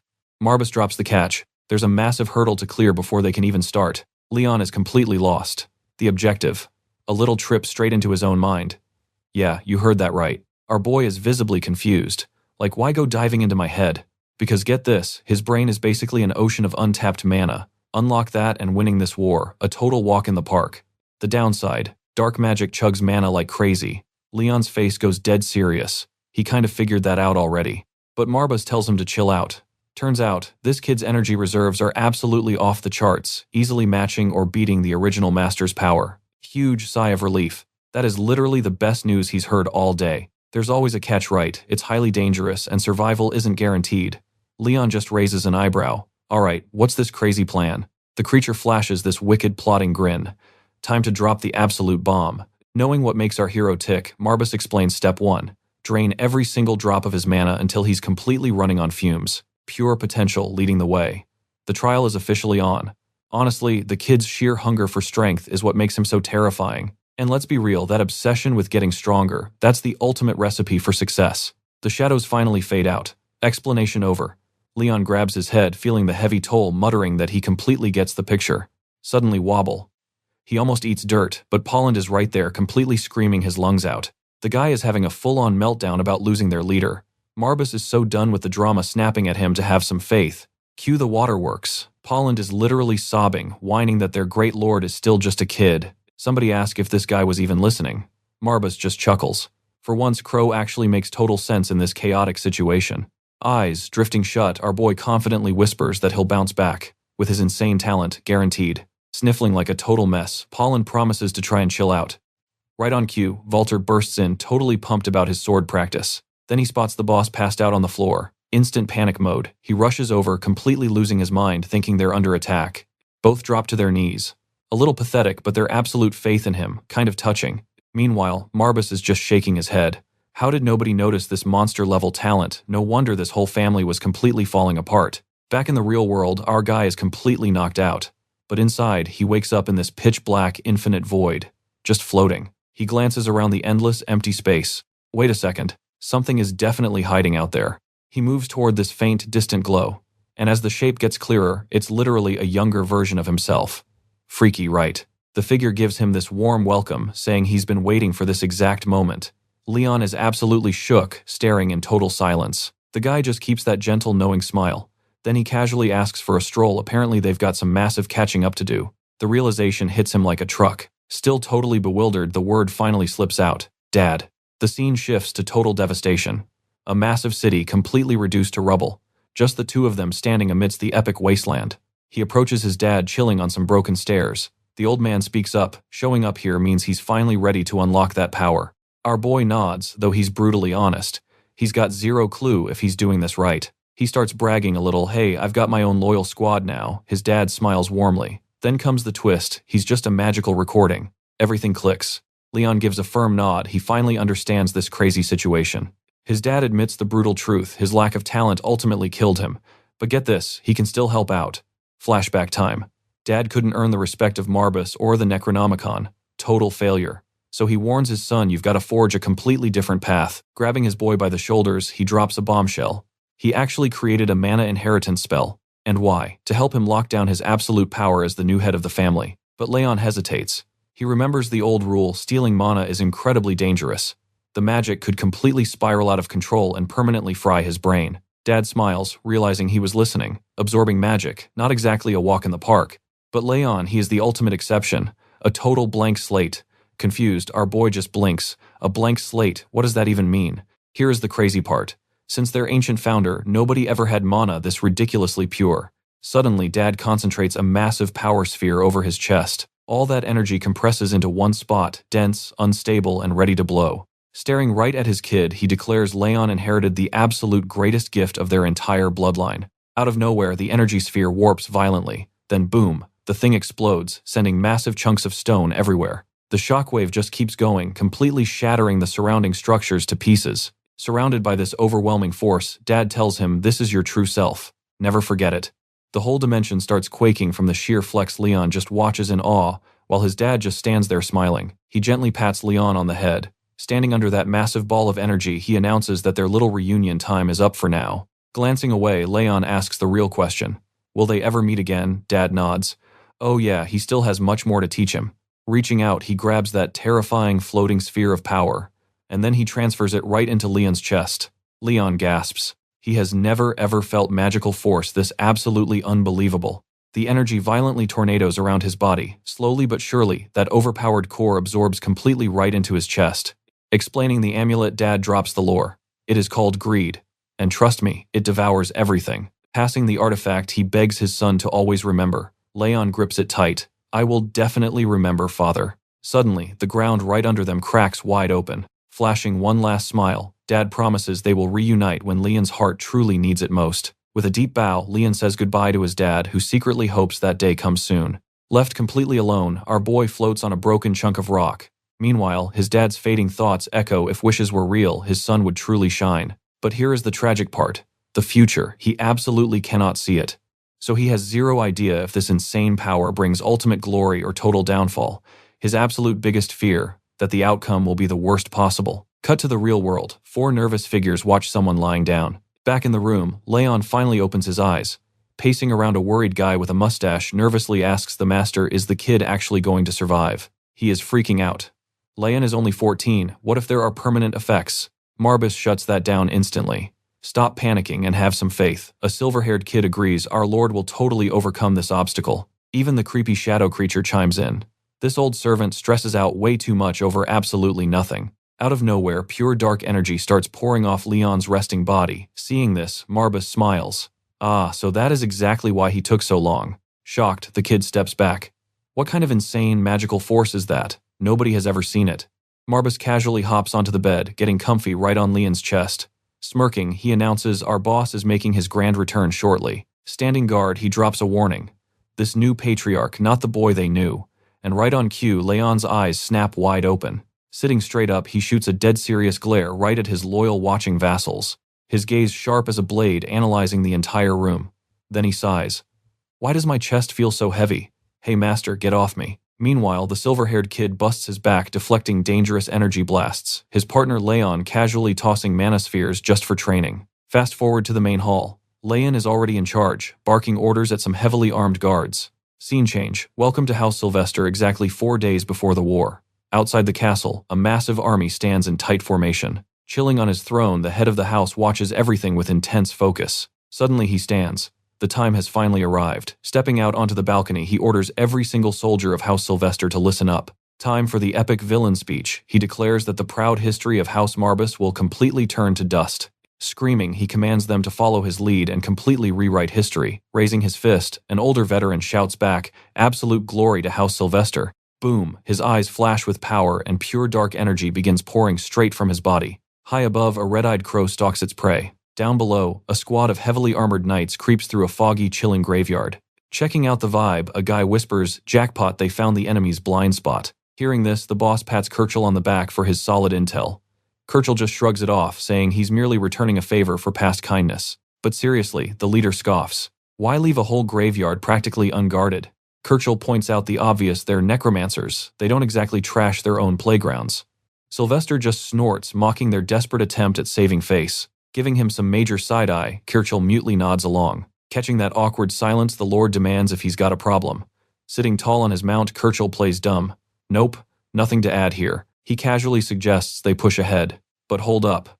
Sylvester suddenly yanks his reins, staring in pure shock. Way out in the clearing, an entire squad of enemy troops just chilling, waiting for them. Front and center, our main guy, Leon, and his silver-haired buddy are totally geared up.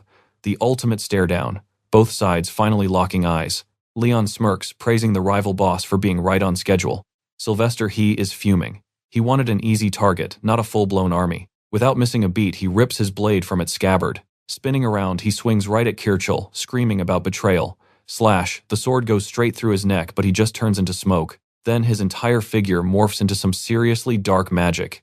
He smugly declares that only his true boss gets to execute him. Meanwhile, his detached head is literally just floating there, wrapped in eerie shadows. All that spooky energy swirls together like crazy.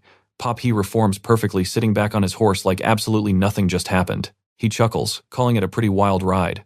Sylvester is losing his mind. That strike was a clean hit. He should be dead. Back on the field, Leon's crew slowly advances. Absolutely livid, Sylvester roars that this arrogant kid is gonna pay. Seriously, he thinks he can actually win this fight with such pathetic numbers. Leon just smiles coldly. Nope, not a chance, sir. With supreme confidence, he drops the mic. Sylvester isn't even worth considering a threat. Boom. The opposing lord completely freezes, absolutely trembling with fury. Leon then asks, why do you think I even showed up? He casually crushes something in his palm, dropping the mess.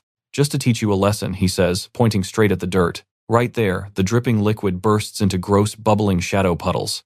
Boom, skeletal warriors and creepy zombies erupt straight out of the earth. Sylvester panics. Wait, is this legit necromancy? Leon claps slowly. Wow, sharp as a tack. Obviously we are necromancers, dude. Raising the dead is kind of our whole brand. Totally surrounded, Sylvester realizes he is staring down a literal nightmare undead horde. Flashback time. Leon's old man once asked about the world's cruelest joke. He answered it himself, going up against an unbeatable foe. That absolute despair, nothing hurts worse. And the reason behind it all, plain and simple, it all comes down to pure, natural-born talent. He calls it a terrifyingly deep gap. Bottom line, talent is the ultimate cheat code. Cut back to reality where Sylvester's poor soldiers are getting completely wrecked by the zombie swarm. Pushing through the chaos, one brave knight manages to slice into a roaming skeleton warrior. But nope, the zombies keep swarming like a relentless tide. Sylvester scoffs. Whatever. At the end of the day, Leon is just a clueless kid. Gripping his weapon tight, he rushes straight for the young master. Clash. Out of nowhere, another blade totally intercepts his massive strike. Enter the silver-haired bodyguard. He flawlessly blocks the hit, protecting his boss. Sylvester is furious. Who on earth dares to block my path? The boy just smirks, apologizing playfully. Yeah, I can't let you touch the boss. No fear at all. He stares the veteran knight down.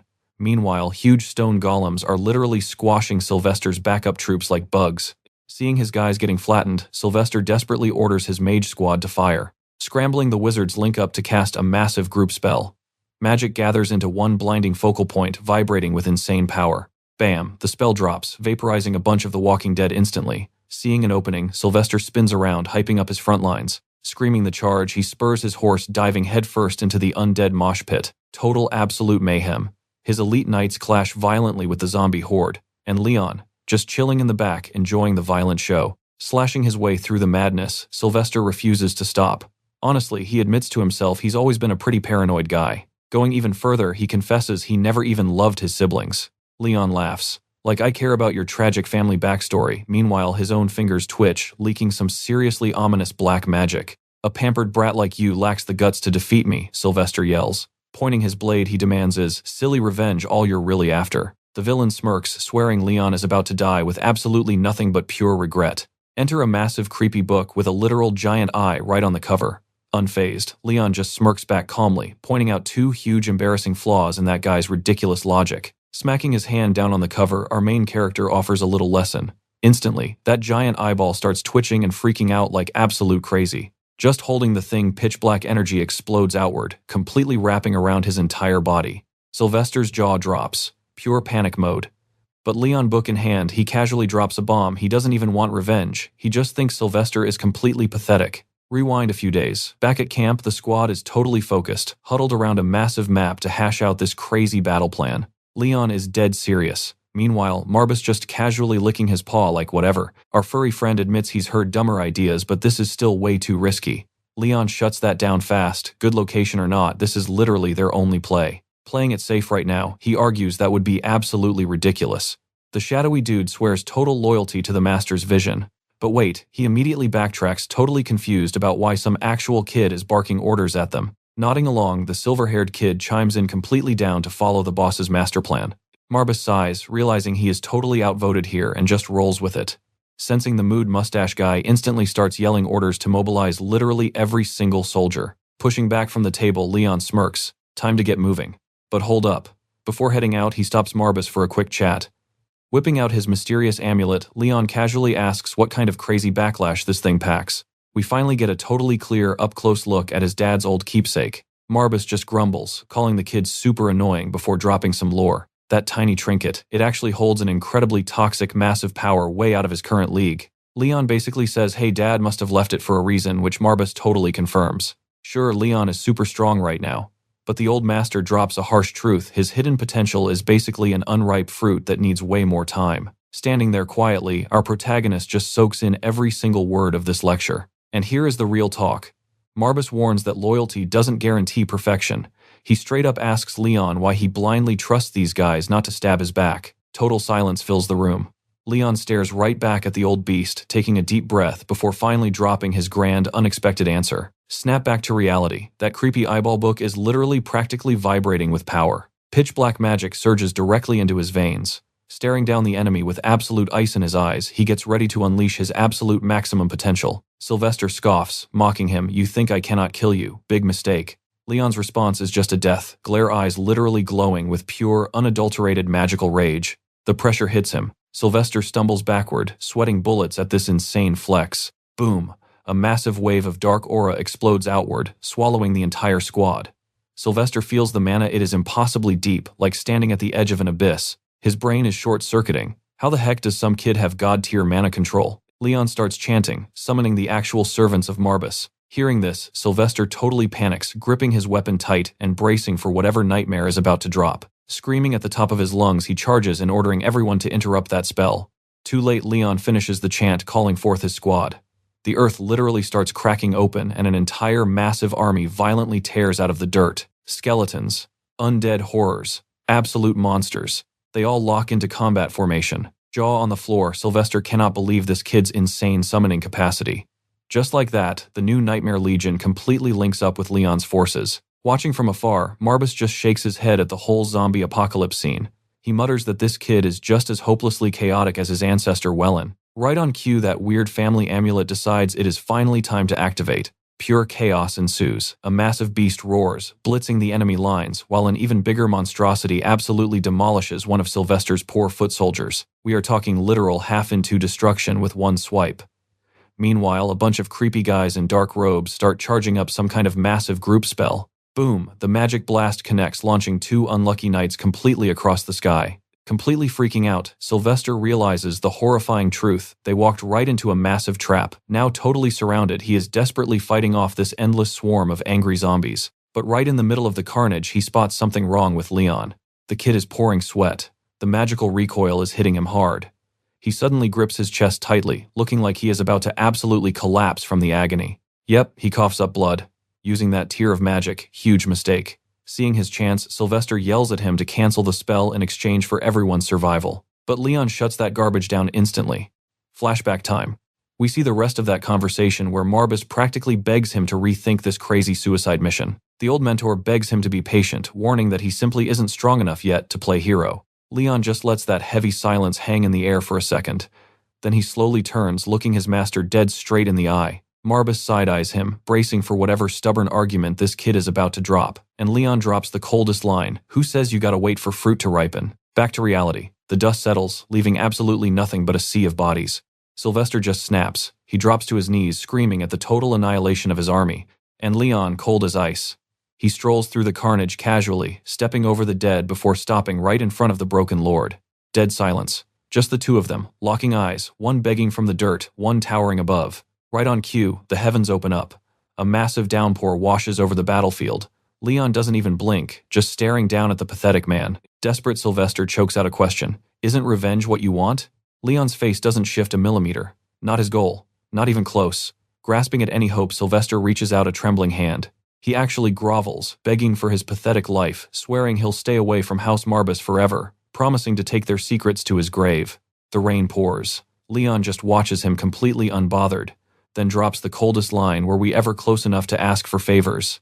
Panic mode activated. Sylvester screams that revenge just creates endless cycles of hatred. Leon's gaze, still absolutely hollow, while Sylvester looks up, practically sweating pure terror. Playing the victim, he cries that his hands were tied. Leon grabs him by the collar, throwing his own words about duty right back at him. "Yeah, leadership is heavy," Leon agrees. Sylvester's eyes light up. Oh, he actually thinks the "my position made me do it" excuse is working. But then Leon whispers, "Why does that mean you get to live?" The absolute shock on Sylvester's face. He didn't see that coming. Nothing personal, just business. Leon's making a completely ruthless tactical decision here. His eyes flash. Game over. He whispers a final goodbye. Gnashing his teeth in pure agony, the guy completely loses his mind. Realizing he's doomed, he screams out a classic villain curse, warning Leon he's making a massive, fatal mistake. Leon doesn't even let him finish. Conversation officially over. The deed is done. Leon just stares blankly ahead into the rain as the Lord's lifeless body finally slumps face first into the mud. With the fight won, the undead summons start fading away. But then bam, the magical backlash hits Leon like an absolute freight train. He knew this would happen. Using that much power, not cheap. His legs turn to jelly and he completely collapses as his energy drains out. Panic stations. The silver-haired kid rushes in to help, but Marbus waves him off. "Relax, the kid is just completely out of mana right now." Looking at the boy, Marbus can't help but realize this kid's potential god tier. Honestly, is it even safe for a teenager to walk around packing this much firepower? There's an absolute monster sleeping inside Leon. Even Marbus can't control it. Talk about making a literally devilish deal to get this kind of insane strength. Snapping back to reality, his eyes drift over the carnage and discarded weapons. Wait a second. He spots a very specific mark on a corpse's chest.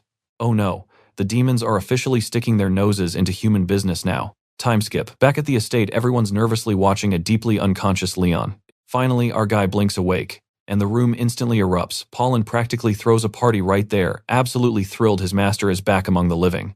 The loyal servant immediately starts groveling for his failures. Marbus just rolls his eyes. Wow, zero emotional intelligence, the creature mutters, calling out the classic demonic lack of empathy. Leon sits up, waving off the apologies. You did great, man.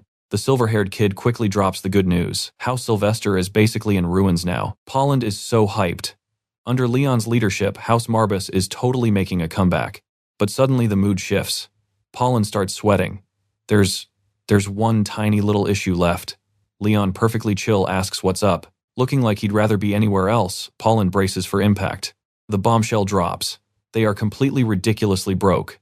Oh, and wait, it gets better. House Marbus is actually drowning in a mountain of massive debt. No big deal, right? Just squeeze the Sylvesters for cash. Nope. Poland awkwardly explains the Imperial family literally banned them from collecting a single dime.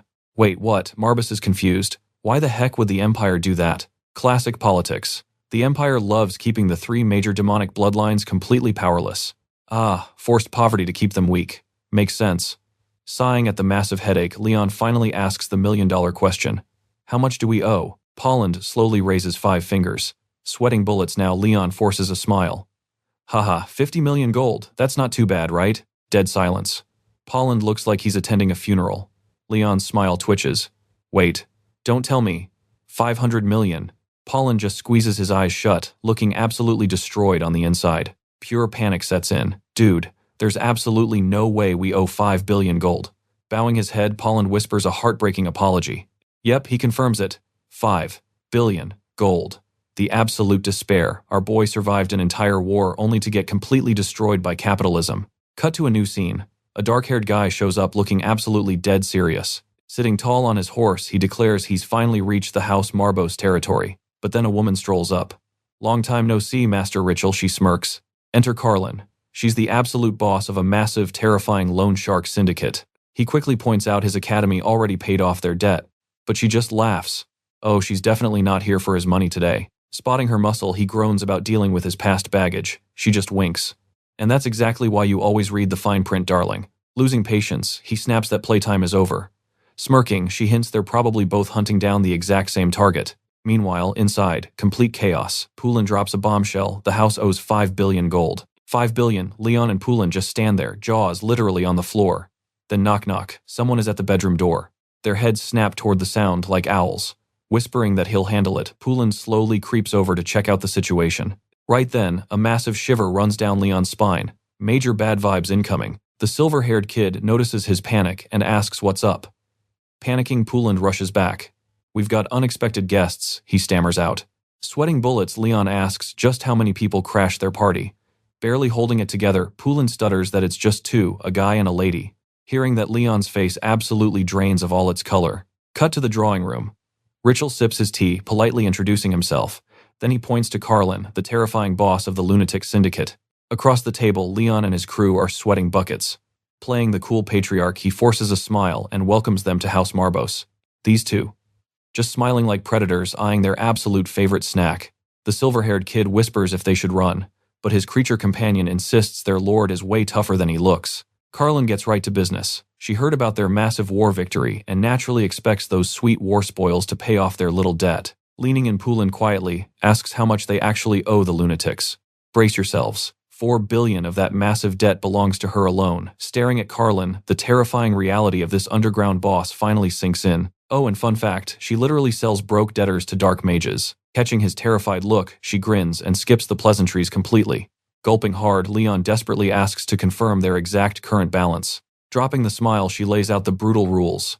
First up, an immediate down payment of exactly 10%, right here, right now. And oh boy, don't forget that absolute nightmare of an annual interest rate. Still, she sweetly adds that she totally expects a prompt payment. Doing the math in his head, the interest alone adds over 1 billion gold. Mind blown, he yells out, asking what kind of idiot signs this garbage. Poulin just awkwardly coughs. Your late father, actually. Soul crushed. Leon just thinks about his dad utterly, completely betrayed by reality. Ritual jumps in, suggesting the kid deserves a quick victory break. Carlin instantly shuts him down, practically laughing at his empty wallet. Glaring daggers, she warns him. Interrupt her business again, bad things happen. Sweating a little, Ritual mutters if she'll literally kill him for talking. Throwing his hands up, he backs off instantly. Message received loud and clear. Taking the hint, he leaves to let them chat. Now it's just Leon and the scariest woman alive. The tension is incredibly thick. He opens his mouth to negotiate, but she instantly shoots him down cold. Smirking, she says his dead dad tried every excuse in the book. The creature whispers to just fight her, but Leon mentally screams, "Are you crazy?" He knows his limits. This woman would absolutely mop the floor with him. Stuck, Leon just sits there, completely drowning in his own despair. Crow just sighs. At this brutal pace, they are going totally bankrupt. Playing defense, Pooland insists their old lord meant well. Even the vassals chime in. Sati completely trusts Leon to pull a genius move right now. Leon turns away, head bowed, brain working in absolute overdrive. He slowly turns to Carlin, taking a deep breath.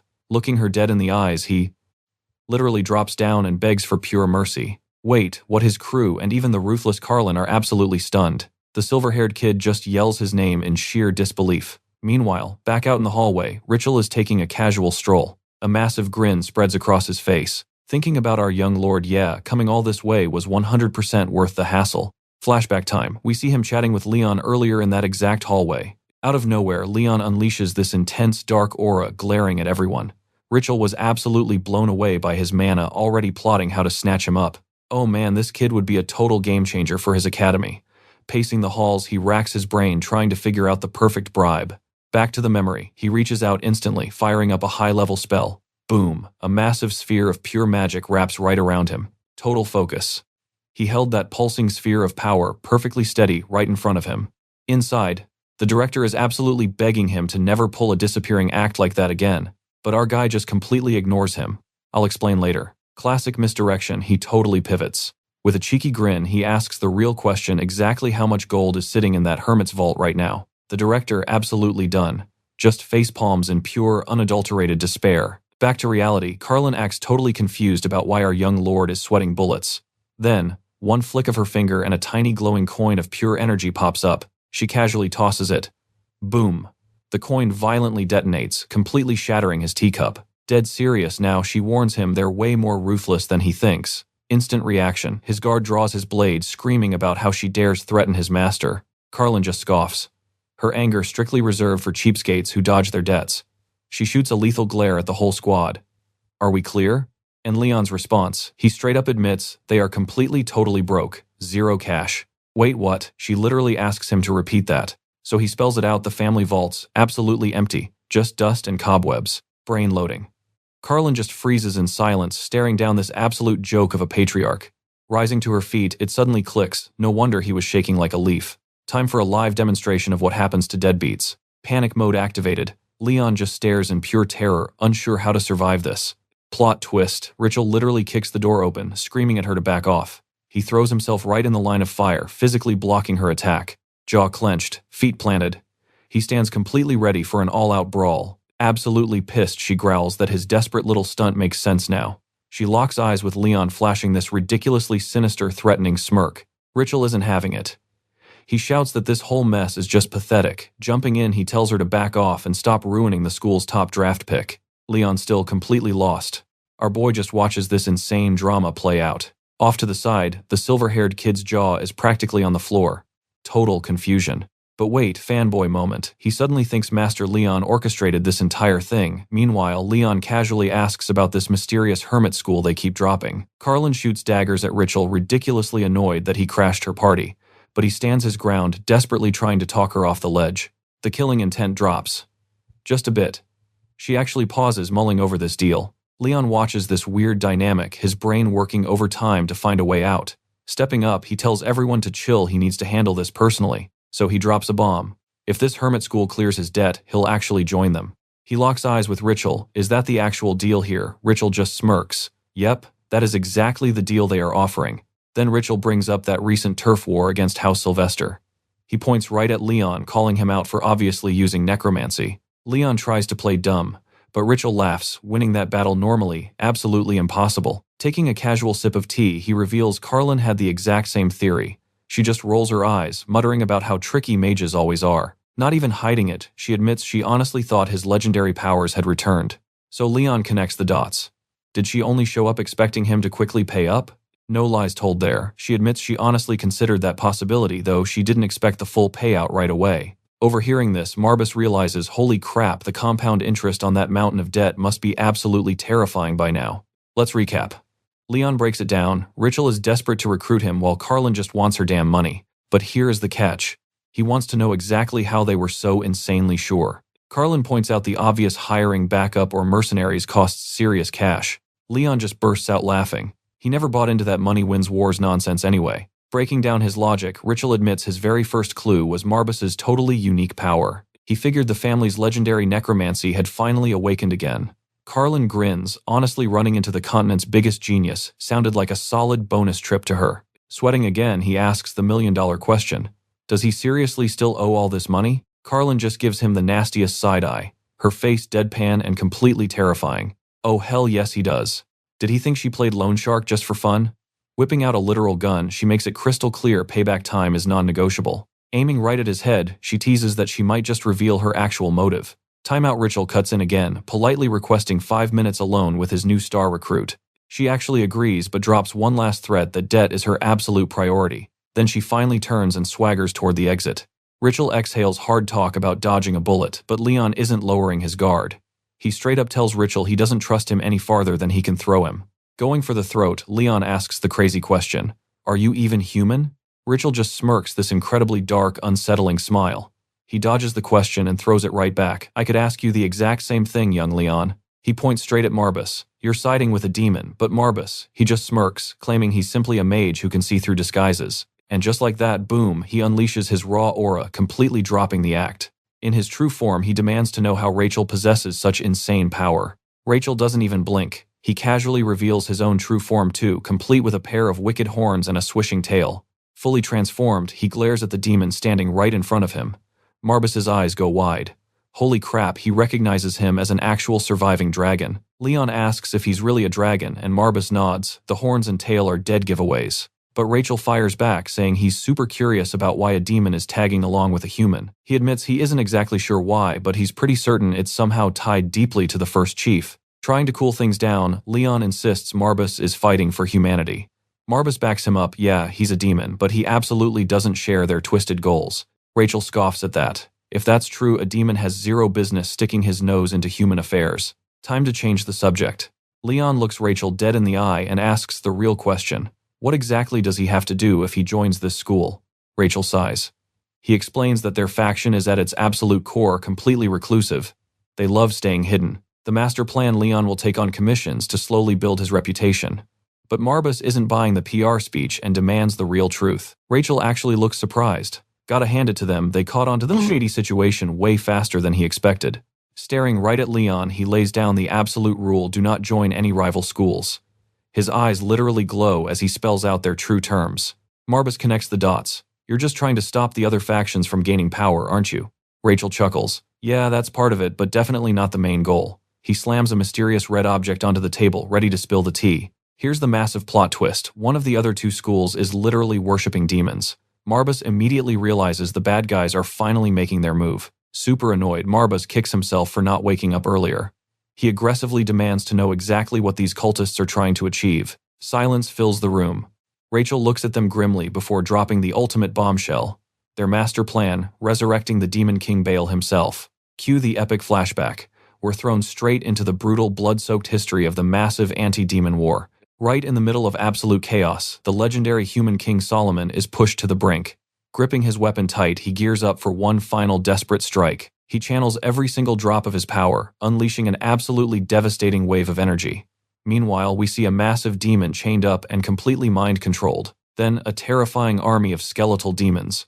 Eyes glowing blood red, these monsters charge right into the slaughter without a single second of hesitation.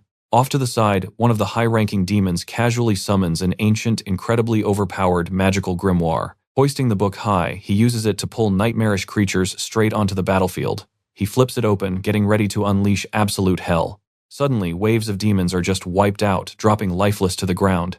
Snapping back to reality, Rachel explains that Solomon literally sacrificed himself to seal Baal. But here's the terrifying part. Centuries have passed, and the incredible power of that legendary seal, it's slowly breaking apart. It's gotten so weak that a demon waking up is basically guaranteed now. Leon chimes in, mentioning rumors that the human emperor has completely lost his mind. The emperor used to be a total genius, so Leon asks if this is all connected. Rachel nods. Demons are sneaky, they always exploit the tiniest mental cracks. And honestly, since Leon literally has a demon hanging around him all day, he should know exactly how they operate. Leon nods, remembering how countless races were completely wiped out during that ancient war. He then asks if all this paranoia is because they found the demon's crest. Bullseye. Rachel confirms the grim discovery, and immediately pressures Leon to join the errata school to help them out. But Marbus points out a massive flaw: joining costs an absolute fortune, and Rachel stubbornly refuses to sponsor him. Sweating over his massive debt, Leon desperately asks for a way to grind gold. Rachel pauses for a second. You can practically see the giant light bulb go off in his head. Bingo, he suddenly announces he knows the perfect money-making scheme. He brings up the local adventurers guild, specifically targeting the person closest to the guild master. If Leon starts grabbing commissions through them, he can fast-track his way to those crazy high-paying top-tier quests. 10 million gold at once. Leon's jaw basically hits the floor. Desperate for the cash, he dramatically bows and begs Rachel to put in a good word, making Marbus groan. Suddenly, a little creature pops out to fiercely defend Leon, snapping at Marbus for disrespecting its master. Then it totally snitches, revealing the old butler was the one bad-mouthing him earlier. Busted Marbus immediately looks incredibly awkward, and awkwardly avoids eye contact with everyone. Rachel just laughs and suddenly calls out for Carlin, totally aware she's been eavesdropping this whole time. He tells her to get out here and help them out. The door swings open. She walks in groaning that Rachel is way too sharp. Slumping at the table, she glares skeptically at Marbus hovering right in front of her face. Being the perfect host, Rachel politely asks Marbus to go ahead and introduce himself to their new guest. Dead serious Marbus puffs out his chest and announces he is the demon serving Leon. Carlin just sighs, muttering that absolutely nothing good ever comes from getting tangled up with this guy. Rachel just sits back with a smug little smile, enjoying the absolute chaos. Cut to a bit later, the whole squad is trekking through the woods, heading straight for the guild. Walking along, Rachel complains that acting as their guide is literally the absolute least he can do for a guy who owes 4 billion gold. Leon, still a bit clueless, asks what exactly goes down at this adventurers guild. Carlin keeps it simple. It's basically just a hub to grab crazy jobs, finish them, and get paid. Rachel points out you can actually team up and split the cash. Get good and you're making millions instantly. But Marbus, he just mutters that it's a total death trap for greedy fools. Rachel just laughs it off.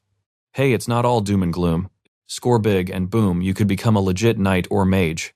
Now Leon is hooked. He immediately demands the full breakdown on these power ranks. Rachel tosses the explanation duty to Carlin, who is absolutely not thrilled about it.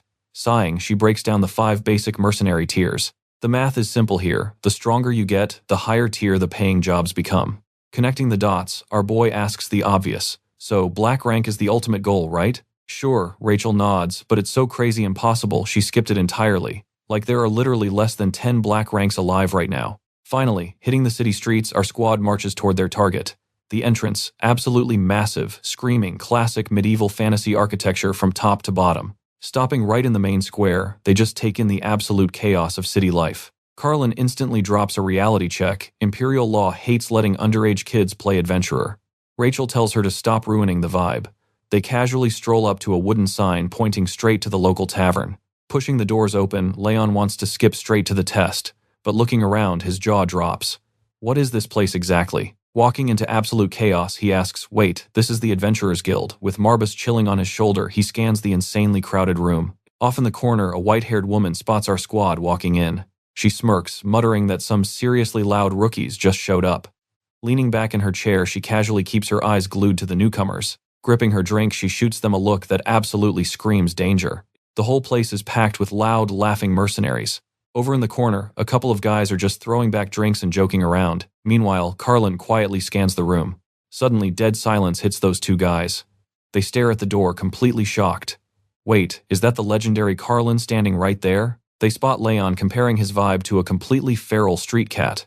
Then they notice Rachel. What is she even doing at the guild today? One guy actually mutters that the kid looks tiny but has major boss energy. Chugging his ale, another dude just whines about how completely unfair life is. The girls totally ignore the peanut gallery and keep walking. Smiling, Rachel jokes that she must have really ruffled some feathers here. Carlin just rolls her eyes, shut up and walk faster. Scanning the chaotic room, Leon asks where their mysterious contact is hiding. Leon arrogantly notes, nobody here looks tough. But Marbus cuts him off immediately. He feels a crazy heavy mana presence locking right onto them. Right on cue, an eye-patch dude whips his head around, completely spooked. Our squad instantly freezes, their eyes darting sideways. A blonde guy with a massive backpack is just glaring a hole right through them. Off to the side, Leon finally catches on to the heavy vibe in the room. The tension spikes hard, making the entire tavern turn and stare. Leon smirks, oh yeah, they just found their target. Zero hesitation, the white-haired lady lunges straight at them. Weapons flash instantly as the girls square up, fully ready to throw down. Clash Carlin points her blade, blocking the incoming strike perfectly. The whole bar just watches, totally stunned by the sudden brawl breaking out. Blade steady, Carlin smirks, wow, somebody got way more aggressive since their last meeting. One shout and the white-haired lady calls her back up. Then she snaps at Carlin. She specifically told her to never use that name. Glancing sideways, she practically barks at Carlin, aggressively waiting for some kind of explanation. Stepping right up, Leon casually asks if she is the top dog here. Furious, she demands to know who this kid is, interrupting them. Marbus quickly chimes in, this kid is an absolute monster. Striking a pose, our boy declares himself as Leon von Marbas, the noble heir. Or at least that is the fancy title everyone else uses. Meanwhile, a silver-haired kid is watching this entire hallway drama unfold. Cut to 5 seconds later, they are literally sitting in a VIP room peacefully. Casually sipping tea, the crazy lady mentions hearing about the new family head. Carlin and Rachel trade looks, sizing up the tension in the room. She scoffs, totally shocked, the boss is just a tiny kid. But Carlin claps back, his magic is absolutely insane and she stakes her life on it. Rachel jumps in, why on earth is a rich noble slumming it at a rundown guild? Plus, she adds teaming up with a literal demon is super weird. Instantly triggered, Marbus yells at her to apologize to his master right now. Smiling at the chaos, Leon jokes that the grumpy black cat is finally acting loyal. Staring dead at the lady, Leon drops the bomb, he wants to join the guild. Carlin grins. Yep, that is exactly what they do here. Rachel flat out agrees, but drops a massive warning. Sure, I'll give you a shot, but you might literally die. High stakes right from the start. Leon's response, ice cold. He says his people already walk the line of death. Plus, dodging a debt is way worse than dying, honestly. She nods. Time to see if this kid actually has what it takes. Grabbing some mysterious liquid, she starts drawing these crazy patterns right on the ground. A massive magic grid starts forming. Whoosh, the glowing design instantly shoots across the entire floor. And our boy Leon, actually pretty impressed by this light show. He instantly recognizes the complex spell high-tier teleportation. She smirks, noting he's clearly not your average run-of-the-mill mage. Flash, they're warped into a completely new space, surrounded by massive armored knights looking totally ready to throw down. She steps up and explains the challenge. Simple enough, right? She points at the stone army. Only one holds mana. Find it. Oh, and he's only got 30 minutes on the clock. Dead serious, Leon just nods. I'll do what I can. Rachel calls it out, game on. She tells Carlin to start the timer. Carlin groans loudly. Fine, but just this once. This is so annoying. Classic attitude. With a flick of her wrist, a massive magic hourglass appears. Tick-tock. Leon steps right into the middle of these absolute giants. He scans the massive figures, searching for any clue. Meanwhile, Rachel's watching him, like she conveniently forgot to mention one tiny detail. Oh, right, she adds. The real one will try to kill you. And boom, every single statue suddenly jerks to life. Incoming, a stone fist slams down. Leon barely backflips away before the strike completely obliterates the floor where he just stood. He spins around, totally locked in. More heavy attacks are definitely coming. Fists up, ready for war against a literal stone army. Way up high, Carlin just watches with the most bored expression ever. Even she admits this test is absolutely brutal. Down below, Leon looks completely boxed in. How do you even survive this setup? Carlin scoffs. Young prodigies crack easily. In her mind, the kid's survival odds are sitting right at a big fat 0. Marbus whispers that the individual attacks are weak, but picking out the right target, completely impossible. He points out the biggest issue. The mana level here is basically non-existent. He snarks that even a brain-dead lion could figure out this trap. Hearing that, Marbus shoots him the most intense, annoyed side-eye ever. The stone giants are closing the gap fast. Marbus desperately tries to get his master's attention. Sweating bullets, Leon locks his eyes onto something off to the side. Above them, Rachel mutters how risky it was backing this kid. The white-haired mage watches the chaos. Talent is great, but man, it shatters easily. But wait, Leon launches himself right at the enemy. From a bird's-eye view, he is rushing headfirst into the absolute worst spot. His eyes flash with raw power. He's totally locked in while the giant stone knight just stares back with creepy glowing red eyes. Hands out, he drops the act. Deep, sinister, dark energy explodes from him. Swoosh, he beautifully sidesteps a massive swing. Then he literally hacks into the statues, hijacking their bodies with his dark magic. Oh, it is, on 3 giant knights flip sides and attack their own team. Work smart, not hard, he basically says. Up in the stands, everyone's jaws drop at this absolute genius play. Marbus is totally stunned. He can barely comprehend what his crazy master is pulling off. Leon shrugs. Hey, it is one of the only tricks he actually knows. Dark energy begins forming into deadly floating spears. This should do the trick. Pitch black spears materialize all around him, practically vibrating with power. Marbus gasps. He knows exactly what this terrifying spell is. Wait, he knows the legendary Black Spear. Before anyone can process it, the dark projectiles rain down like literal meteors, carpet-bombing the statues. Boom. Absolute carnage. Massive explosions chained together, turning the stone knights into pure rubble. Dust clears. Leon stands totally chill inside a literal disaster zone. Marbus is losing it. My master is a total psychopath. Meanwhile, examining the debris, the examiner admits his mana control is actually flawless. But wait. The goal was finding the right statue, right? Looking at the pulverized rocks, she sighs. Classic rookie mistake. He just failed. Rachel narrows her eyes. There's literally only one way he can bounce back from this mess. If he actually pulls this off, they have to recruit him right now. No debate. Carlin is practically on the edge of her seat. Eyes closed. Deep breath. He reaches out to the restless spirits. Tapping into his Marbus bloodline, he calls the dead to his side. His eyes snap open, glowing with unholy energy. The real trap card is activated. Awaken, he commands. The shattered rocks actually start vibrating. Every single piece of destroyed stone suddenly defies gravity, floating right up into the air. The pieces snap together like a crazy puzzle, building something entirely new. Both women are completely frozen, witnessing this absolutely broken display of power. Big reveal time. Lion totally planned this crazy test from day one. His logic, since mana equals life force necromancy, works on it perfectly. Jaws drop everywhere. They just realized they hooked a genuine absolute monster here. Even Carlin admits, okay, that was pretty cool. Her opinion is totally flipping. And the white-haired master calls his on-the-fly thinking pure genius. Completely caught off guard by this wild outcome, she is low-key so impressed. Stepping closer, she straight up asks how the heck he pulled that off. His casual answer, oh, I just killed it and brought it back. Still confused, she asks how he even figured that out.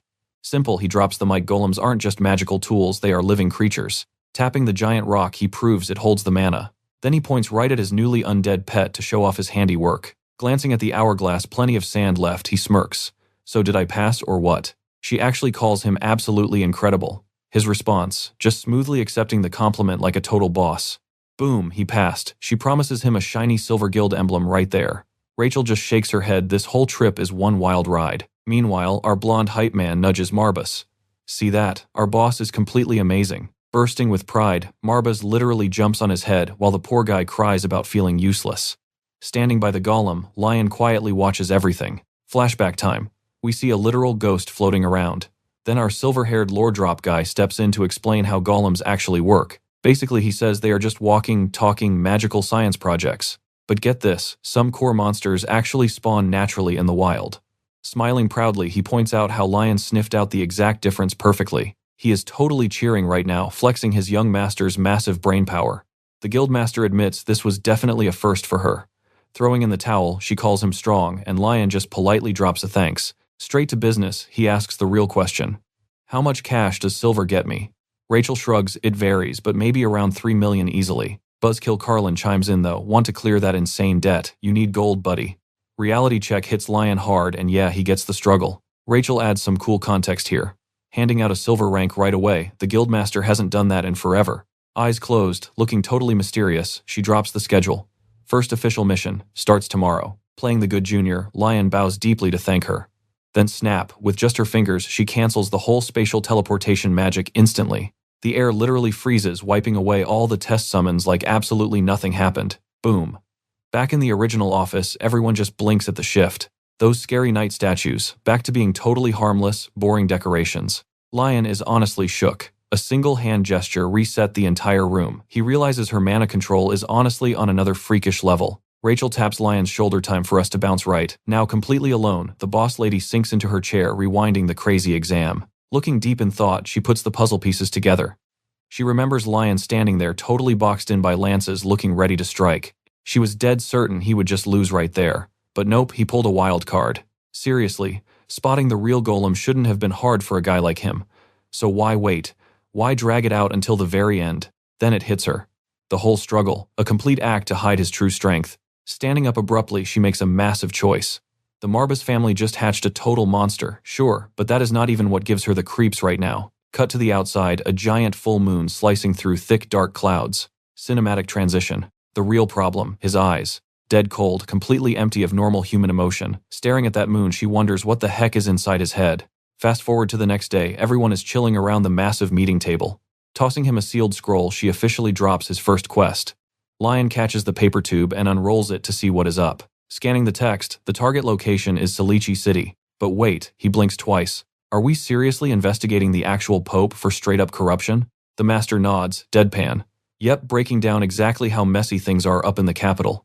Rumors about the Holy Leader being a massive crook are literally everywhere now. Carlin immediately protests isn't fighting the church, basically suicide for a rookie. The boss slowly turns and just shoots Carlin an absolute death glare for interrupting. Privilege, she calls it. Says a guy like him can totally crush it. Rachel sighs. If he wants that promotion fast, there is zero room to argue. Lion just shrugs. Bring it on. But she drops a heavy warning, quit halfway and your guild rank resets all the way to 0. Ouch. Staring down Carlin and Rachel, the boss officially drafts them into Lion's new party. Carlin is super salty, demanding to know if her veto even matters. Ignoring her completely, Lion bows respectfully, claiming his dad taught him perfect manners. Sitting there smoothly, he starts chatting up Carlin, spinning his logic perfectly. Our blonde sidekick whispers, dude, the boss is insanely good at manipulating people. Tilting his head, the silver-haired kid looks totally confused. Isn't he human? Marbus absolutely hates that comment, glaring at him with pure murder in his eyes, but he confidently guarantees success. Why? Because they're completely broke. Scene shift. We get this ridiculously huge, luxurious church, right up at the main altar, a golden bowl reflecting 2 identical nuns kneeling in prayer. Meanwhile, an older guy stands there, with his back turned quietly, watching these 2 sisters pray. Looking totally devastated, he turns around and whispers an apology. Suddenly the water in that golden bowl ripples, showing a creepy vision of 2 silhouettes. The prophecy drops. The miraculous saint will be one of these girls. One gets to shine like the sun, while the other absolute total destruction. And the absolute kicker, the vision claims these 2 must eventually become one. The reflection shifts. The twins stare at each other, eyes glowing with magic. The brutal truth. One literally has to die to complete the fusion. Back at the altar, the sisters just keep praying in dead silence. By the way, this world's religions are split into 2 massive opposing factions. First up, the Holy Church worshipping Ardan, the literal goddess of world creation. The other side, total opposite, they worship Baal and 72 demons. Basically your classic super edgy cult of demonic restoration. Naturally, most regular humans side with Ardan's church, and the lucky ones chosen to use holy magic, they are simply called followers. But at the absolute top of the food chain is the Saint of Miracles. Cut to a dusty carriage bouncing down a dirt road. Inside, some guy in a hat is nervously staring out the window. Meanwhile, the rest of the gang just casually chats away while traveling. Yep, Leon and his entire crew are gathered for their next crazy mission. They hit a tavern where a sketchy guy asks about heading to Salici. The squad circles up around the table to negotiate. The guy drops the bad news that city is an absolute wreck thanks to the recent war. Michelle raises an eyebrow, asking if there is any special reason to visit there. Carlin totally gets the hint. She just snaps her fingers at her crew, and instantly a henchman hands over a heavy bag of cash. Bam! She slams those gold coins right on the table. Suddenly, the guy says they don't need to ask questions, completely changing his whole tune. Zero hesitation now, he agrees to go, assuming they keep him alive. Internally, though, he's sweating, wondering what kind of insane mess he just joined. We finally see the city of Saley, completely leveled, pure post-war ruins. Our guy explains a new cardinal was supposed to fix this, but things went totally sideways. The crazy part, it all ties back to missing divine power. That holy magic is drying up because no new saint has awakened yet. Without her, the whole continent is about to lose its divine protection completely. Looking absolutely stressed out, he keeps dumping all this heavy lore on our crew. Back in their ride, Leon drops the bomb. The mission, exposing the Pope's corruption. The silver-haired kid gets nervous, sensing major danger flags everywhere. But Leon cool as a cucumber, telling him to chill out and ignore the hurdles. Rachel agrees, but warns that the human nations are way stronger now. Marbus chimes in, getting sloppy with prep work will get them seriously hurt. Talking about the Pope, she notes, nobody is truly free under Arden's rule. The biggest issue, that much-needed saint with holy magic, is still completely missing. Then Rachel drops wild lore. The miracle saint comes strictly from the Pope's bloodline. But Leon jumps in. There is actually a much more insane problem hiding here. 2 daughters were born this generation instead of 1. Eyes flashing with excitement, Leon points out the catch. Only a single twin can inherit that ultimate power. Totally lost, the kid asks the obvious question. Can't they just share the holy magic? Nope, Marbus explains, bloodline powers are strictly a one-person deal. Leon just sits there silently, letting the dark reality sink in. One of those girls has to die. Rachel scratches her head. Honestly, the more she thinks about this setup, the weirder it gets. Staring right at Leon, he silently judges our young boss's crazy mindset. Boom, another scene change. The carriage wheels screech to a dead halt. The driver turns around yelling that they have finally arrived at their long-awaited destination. They pull up right in front of a massive, imposing castle. Inside, this sharply dressed guy is power-walking alone down a ridiculously lavish hallway. Looking deadly serious, he marches forward without skipping a beat. Finally, he halts at these giant double doors, taking a breath before heading inside. He bows and tells His Holiness the news. The mercenary crew has officially arrived. From the shadows, a voice double-checks their identity. The Pope leans forward, desperate to know, can these guys actually bypass the church's crazy security network? The suit confirms it. This operation requires absolute zero leaks secrecy. The plot twist, this whole fake mission is actually an elaborate scheme to save his daughter. Meanwhile, back in town, Leon's squad is cautiously navigating the ruined streets. An old guy approaches, introducing himself as Glazer, the head butler here. Rachel steps up, mentioning the whole Pope corruption bounty they took on. Glazer nods. But honestly, he never expected the actual school boss to show up. Rachel cracks up laughing.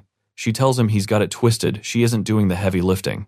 Leon steps right up, boldly claiming he's running the show. Dead serious, Leon stares the old butler down, waiting for the green light. Glazer just sweats, asking the classic question, isn't this kid way too young? Leon just flashes his emblem. Boom, proof that he is actually built for this job. The butler's eyes go wide. It is a Silver Adventurer Guild badge. Lion just glances over. So are those two girls enemies? Silence. The butler just stares him down, probably trying to figure out his angle. Cut to those two identical nuns praying back at the church. Yep, the sisters in full habit. We are getting into the heavy stuff now. The tension thick enough to cut with a knife. Staring each other down, Lion finally says they should probably take this somewhere private. Fast forward to a private room. The vibe is dead serious. Everyone gathered around the table, time to spill the actual tea. The butler's face, completely grim. Man looks like he has accepted his terrible fate. Lion just waits for the mission details. But the butler, he completely doubts him, claiming there is zero chance a kid mage could ever help. Big mistake. Lion drops the nice guy act. Staring straight through him, he names him Glazer and warns him to keep his emotions in check. Glazer literally flinches. He backs up, totally caught off guard by that sudden alpha energy. Then it hits him. Lion is literally in his head. Telepathy. He is absolutely sweating. How is this kid pulling off high-tier magic? Lion tells him to drop the act completely. He already knows the truth. This mission, straight from the Pope. Smirking like an absolute boss, Lion goes for the kill. Stop stalling. Tell me what the actual mission is right now. Checkmate. Glazer knows he is totally cornered here. He clasps his hands tightly, taking a deep breath. Time to drop the massive lore bomb. Defeated, the butler finally caves. Fine. He will explain it all. The rest of the party just watches this go down. Flashback time. We are back at the church, the Pope watching his twin daughters pray, and the Pope looking absolutely stressed out of his mind. Total panic mode. Here is the prophecy. Two silhouettes inside a glowing sphere. One of these girls is officially destined to become the absolute legendary saint of miracles. Wrong. While one gets godlike status, the other doomed to absolute brutal destruction. The twisted rule. The two must become one. The sisters just look at each other. Yep, one literally has to die to unlock the power. Two priests are watching from the shadows like creeps, while the girls pray, matching, glowing symbols just light up right on their chests. The Pope is losing it. If this prophecy is real, he is completely screwed. Begging for answers, he asks about his daughter's terrible future. The advisor breaks it down. The saint's power. Sliced right down the middle. And here is the absolute kicker. To make the power whole, one twin has to go. The Pope is horrified. Kill one daughter to power up the other. Then bam. The heavy church doors fly open. Uninvited guests. Three very intimidating guys march straight down the aisle toward the Pope. The big boss stops right in front of them. Meet Caliban, commander of the Imperial Knights, and he means absolute business. Straight from the top, he slaps down a royal decree from the Emperor himself.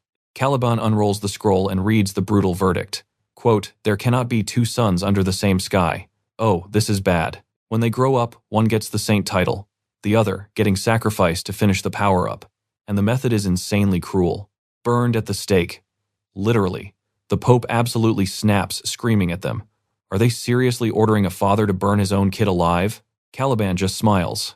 That evil, smug smirk. It is an absolute order. Just call it a holy sacrifice. Dropping the mic, he turns around and marches his guys out.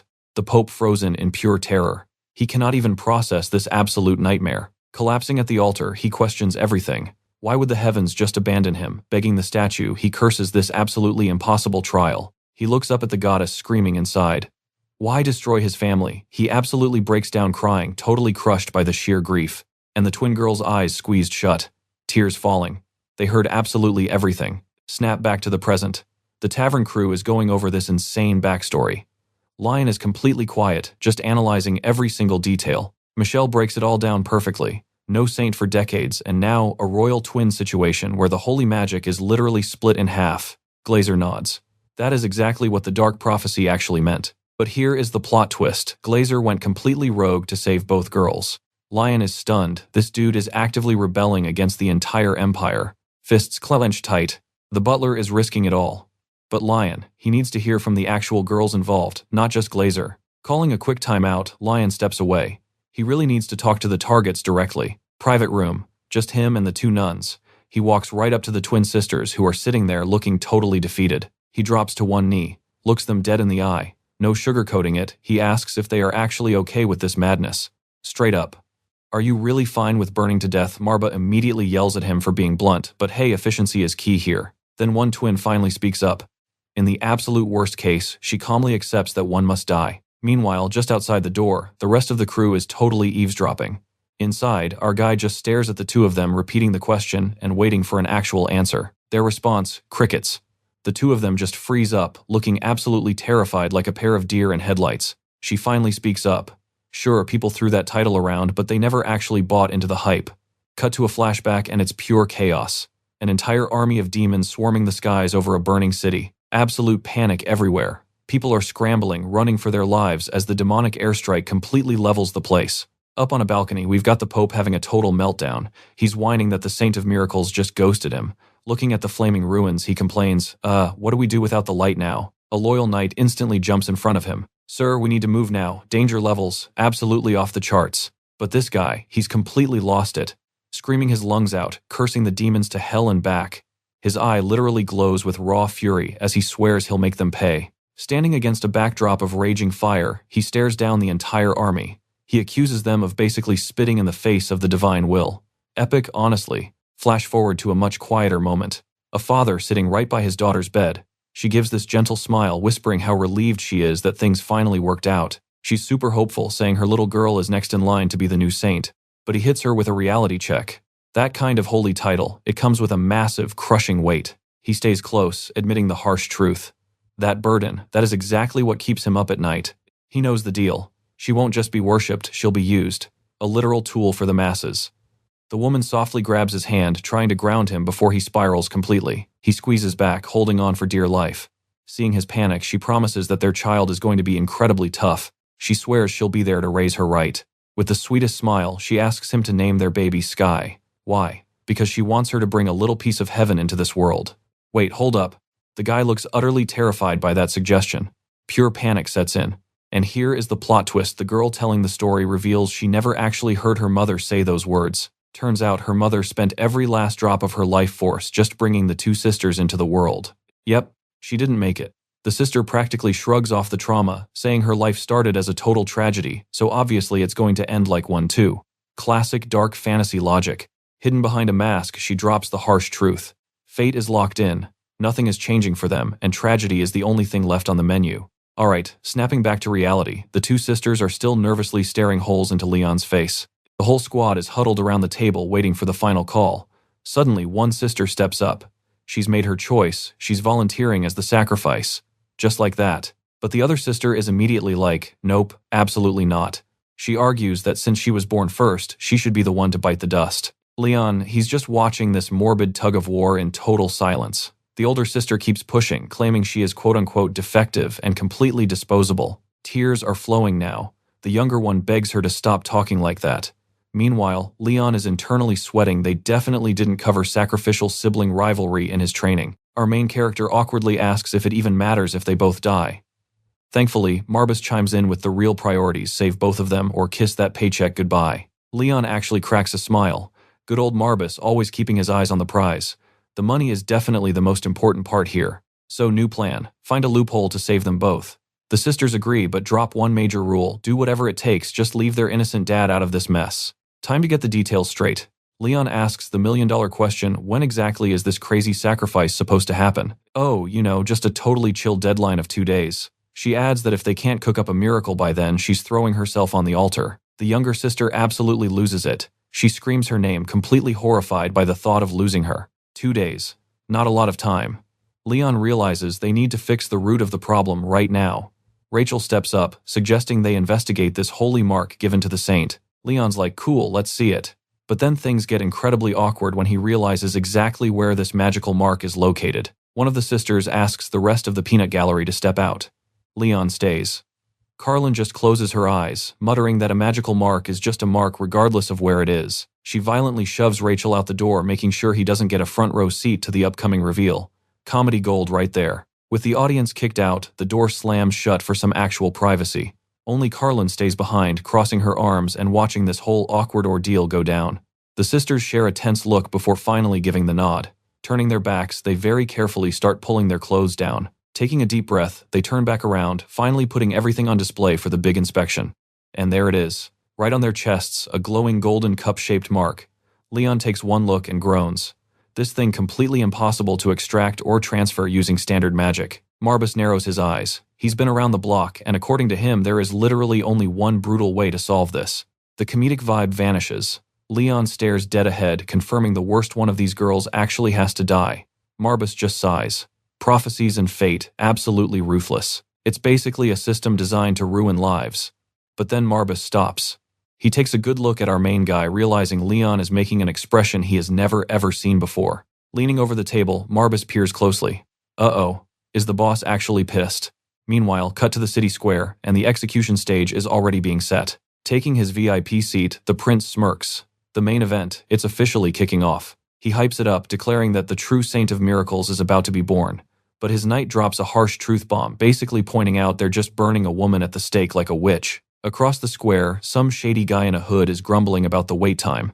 And right there, blending into the massive crowd, Leon and Marbus are watching everything unfold. Our hero is wrestling with one hell of a moral dilemma. Do you save the sister who's fighting for her life and let the one who gave up burn? Impossible choice? Marbus is completely lost. What are you talking about? He asks. Our guy just looks at the twins and drops a bomb. One of them. Totally lying. Marbus just stares. Wide-eyed. Completely dumbfounded by his master's crazy conclusion. Holding a glowing stone, he admits only he can sense the real truth here. One sister desperately wants to live, while the other, completely ready to die. And honestly, that's exactly why he's so torn, gripping his chest tight. Now comes the impossible choice. Which sister gets to survive this nightmare, and which one does he condemn to an absolute tragic end? Wait, you're deciding on the actual day of the ceremony? Marbus asks, panicked. His response, hey, no one gave me a manual for this kind of mess. He straight up admits it. He is completely lost on how to handle this. Meanwhile, in the main square, a massive sacrificial pyre sits right in the center.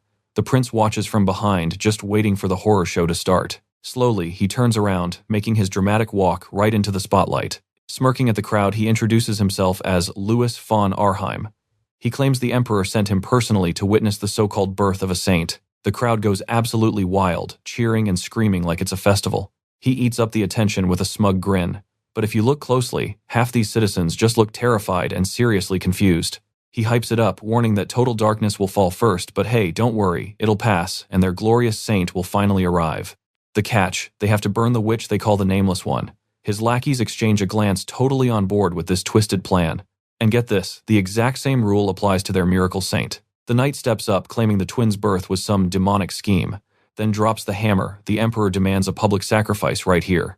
Eyes gleaming with pure malice, he dares the crowd to object. Dead silence. The crowd, the sisters, nobody moves a muscle. Then the Pope steps up, dragging one of the girls right toward her doom.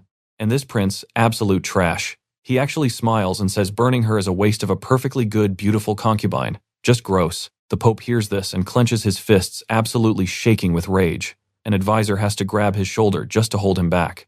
The prince and his knight just smirk, loving the tension. A brutal stare-down begins with the Pope barely containing his disgust for this guy. From a bird's-eye view, this incredibly tense standoff continues right out in the open. Desperate, the Pope asks if there's any way to save these kids. Leon's answer, brutal honesty. It's basically a 0% chance of survival. But Leon flips the script. He actually has a question for the Pope.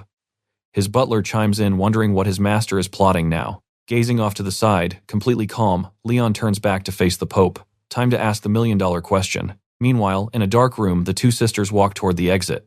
One desperately tries to comfort the other, wiping away her tears. She insists that if someone has to burn today, it should absolutely be her. The younger one breaks down as just being born a crime. The older sister sighs heavily. Maybe in this twisted world it actually is. She holds her tight, accepting they just can't escape this cruel prophecy. At least we get to choose who dies, she whispers. But suddenly, bam, a knight barges in, screaming to tie the witch up immediately. The older sister's face goes completely blank, resigned to her fate.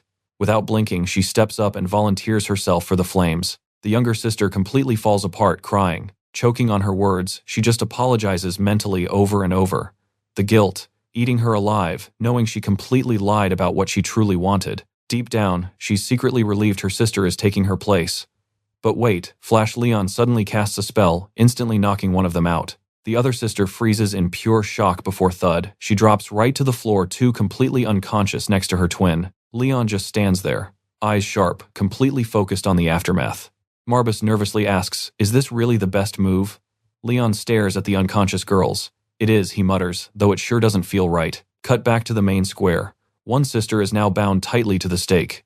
The executioner walks up, a blazing torch in hand. No hesitation. He tosses it right onto the dry wood and the inferno begins. The flames roar to life, climbing higher and higher. The prince literally cheers, screaming that the era of the saint has officially begun. Who dares question the first prince now? His loyal knight brags. The prince just smirks. Anyone who disobeys gets burned. Simple as that. Trapped in the blazing inferno, the girl unleashes a blood-curdling scream. Absolute agony. Watching from the shadows, Leon stands motionless, the orange flames dancing in his eyes. His entire crew is gathered now, hidden beneath white hoods. Carlin hesitates, questioning if this twisted method was really necessary. Rachel just chuckles darkly. "Not a total win, not a total loss," she says. Leon's goal, he just wants them to survive this mess. Watching the flames consume her, he quietly wonders, what does it actually take to be a real father? But get this, despite everything falling apart, he just wants his little girl to survive. Like, even if it literally costs him his own life. Leon just watches, thinking, maybe one day he'll finally get this crazy parent stuff. Surrounded by fire, she whispers that heaven must have finally heard her last wish. Leon spots exactly who is tied to that stake, and her she's weirdly calm, just saying she is taking the punishment. Tears streaming down, she confesses she wasn't a saint. She was terrified. Only her sister's kind words kept her going. The whole crowd just watches the roaring flames swallow her completely whole. Absolute madness. And this prince, total psychopath. He literally screams for more oil. The guards dump it on, making the inferno absolutely explode. In her very last seconds, she chokes out an apology to her sister. Then, just wide-eyed agony as the fire takes everything. Flashback time, 2 days ago. Leon and the big boss, the Pope, are having a super tense chat in his office. Leon hits him with the impossible question. Save the daughter desperate to survive, or the one ready to die? The Pope is completely thrown off. Can you even tell the difference? Leon just nods. Yeah, it's weird, but he definitely can. Silence. The Pope just stares at him, sweating bullets over this absolutely brutal choice before him. Finally, he tells Leon to use those eyes and act. Dead serious, he chooses to save the one he desperately wants to live. Jump back to the execution square. She is bawling, hands over her mouth in pure shock. Just an absolutely gut-wrenching scene with that massive fire blazing behind their carriage. Leon and Carlin are watching too. Staring into the flames by their ride, Leon suddenly drops a heavy question. Why did it end like this? Inside the carriage, Leon and his crew start a super intense debate. Marbus is totally lost. Like, what do you mean? Why on earth did the Pope save the girl who was totally fine dying? Outside, the nun watches the carriage looking totally crushed. Marbus thinks he is just asking pointless, obvious questions here, but Leon drops a reality check. He wanted them to feel surviving's crushing weight. Marbus nods survivor's guilt, living for the fallen. But Leon presses harder. What happens when push finally comes to shove? Marbus breaks it down. The one ready to die gets it. But the one clinging to life, they might never fully grasp that sacrifice. Leon drops a brutal truth. His family taught him that gratitude fades incredibly fast. Off to the side, the nun tightens her grip, suddenly looking fiercely determined. The silver-haired boy smirks. Bingo, that is exactly it. He wonders who to even blame. Leon sighs, nobody. Some messes are just completely unavoidable. Michelle chimes in, this continent needs a miracle worker. Carlin agrees, saying the spotlight is fully on the saint right now. Cut to the nun walking down this super creepy hallway, some guy trailing her. Looking exhausted, she whispers the nightmare is finally over. Her holy powers are completely awakened now. But suddenly, her eyes snap wide open. Panic mode. Everyone is completely caught off guard, staring in absolute shock. Rachel is so confused. Wait, did the power-up fail? What just happened? The nun panics and checks her chest. Her holy mark is suddenly glowing like absolute crazy. She sprints straight to her dad, totally freaking out. Meanwhile, the prince realizes this entire plot is going completely off the rails. Oh, he is livid, just staring at the entire scene with pure fury and absolute disgust. He screams for the guards to arrest the Pope's crew. Surrounded, the Pope frantically swears that she is his real kid. The prince isn't having it. He played nice, gave him time, and the Pope still made the absolute dumbest choice possible. Zero hesitation. He turns to his knight and straight up orders the Pope's execution. The knight hesitates. What if the real saint is hidden? Nope. The prince argues that hiding her means the Pope is way too cocky. Ice cold, he declares religion absolutely won't sway him. He doubles down, screaming at Caliban to execute the guy right now without any hesitation. Caliban looks incredibly nervous, but duty calls. Raising his blade, he mutters that the Pope brought this completely on himself. Complete panic mode. The Pope frantically screams his lungs out, swearing she really is his daughter. Caliban isn't buying it. If she was that, holy crest would be perfect. Then clash. The other sister suddenly blocks the death blow. The Pope's jaw hits the floor. He absolutely cannot believe what is happening right in front of him. There she is, wielding a totally blood-soaked sword protecting her dad. Both the Pope and the knight are frozen in pure shock. He manages to gasp out, "Why risk everything for a trash father like him?" Face smeared with blood, she smirks. It wasn't just for him. Pointing a dagger at him, she declares that living a completely meaningless life just isn't worth it. And that is exactly why she wanted her sister to survive. Turning away, she laughs bitterly. Maybe this chaos is her punishment. Far off in the distance, Leon is watching this whole mess go down with dead serious eyes. He pops up in a magic portal to spy on the drama. And wait, check this out. The dead sister's energy, it's literally transferring straight into the survivor. Processing all this crazy magic, our guy finally pieces the puzzle together. Plot twist, they totally punish the wrong person. The Pope is completely blindsided. Punishment. What punishment, he demands. She fires right back, calling him out. He's just as bad as the rest of them. The Pope completely lost. Sweating bullets, he just stares at her completely frozen. Drenched in blood, she drops the ultimate bombshell. He never truly saw them as his daughters. Tears falling, she tells him to just face the ugly truth and finally find some peace. Eyes burning with pure rage, she screams it loud. He never had daughters, and this absolute heartbreak, that's his karma. Pure panic mode. He screams her name as she hits the dirt. He drops to his knees, clutching her, totally shattered by reality. And in the background, that pyre is still blazing out of control. Marbus looks at Leon and instantly knows what's coming. "Hey boss," he asks, "you really gonna just stand by and watch this happen?" "Nope." Grabbing his magic book, Leon starts summoning the two dead girls. Carlin completely loses his mind, screaming at the crazy spell. Eyes shut tight, our boy declares their story isn't finished yet. Right on cue, the creepy eye on his book lights up with insane power. Boom, a massive shockwave of pure energy explodes. Right behind him. Carlin's jaw is on the floor. "So this is real necromancy," he stammers as gold and purple energy orbs suddenly pop into existence.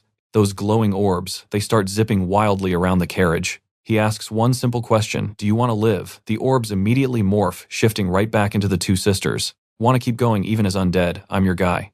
Looking dead serious, he tells them he is fully on board to save them. Flash magical chains wrap around them, locking the contract in. They take the deal, but hey, nothing is free. What's the catch? The catch is super simple. "From now on, you guys work for me." One sister nods, totally fair, a free revive would be sketchy anyway. Leon just closes his eyes. Awesome. Glad we're on the same page. Gripping his grimoire, he gets ready to finalize this magic contract. He looks them dead in the eye. Are they ready to swear absolute loyalty? The sisters share a quick glance. A tiny smile. Eyes closed, they fully accept our main character's crazy offer. The book's eye flashes bright again.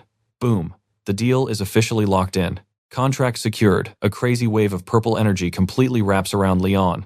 Clutching his book, he truly hopes they find whatever they're chasing. Genuine moment here, he really wants them to grab hold of their own destiny. Cut back to the Pope, still completely broken on the ground with his daughter.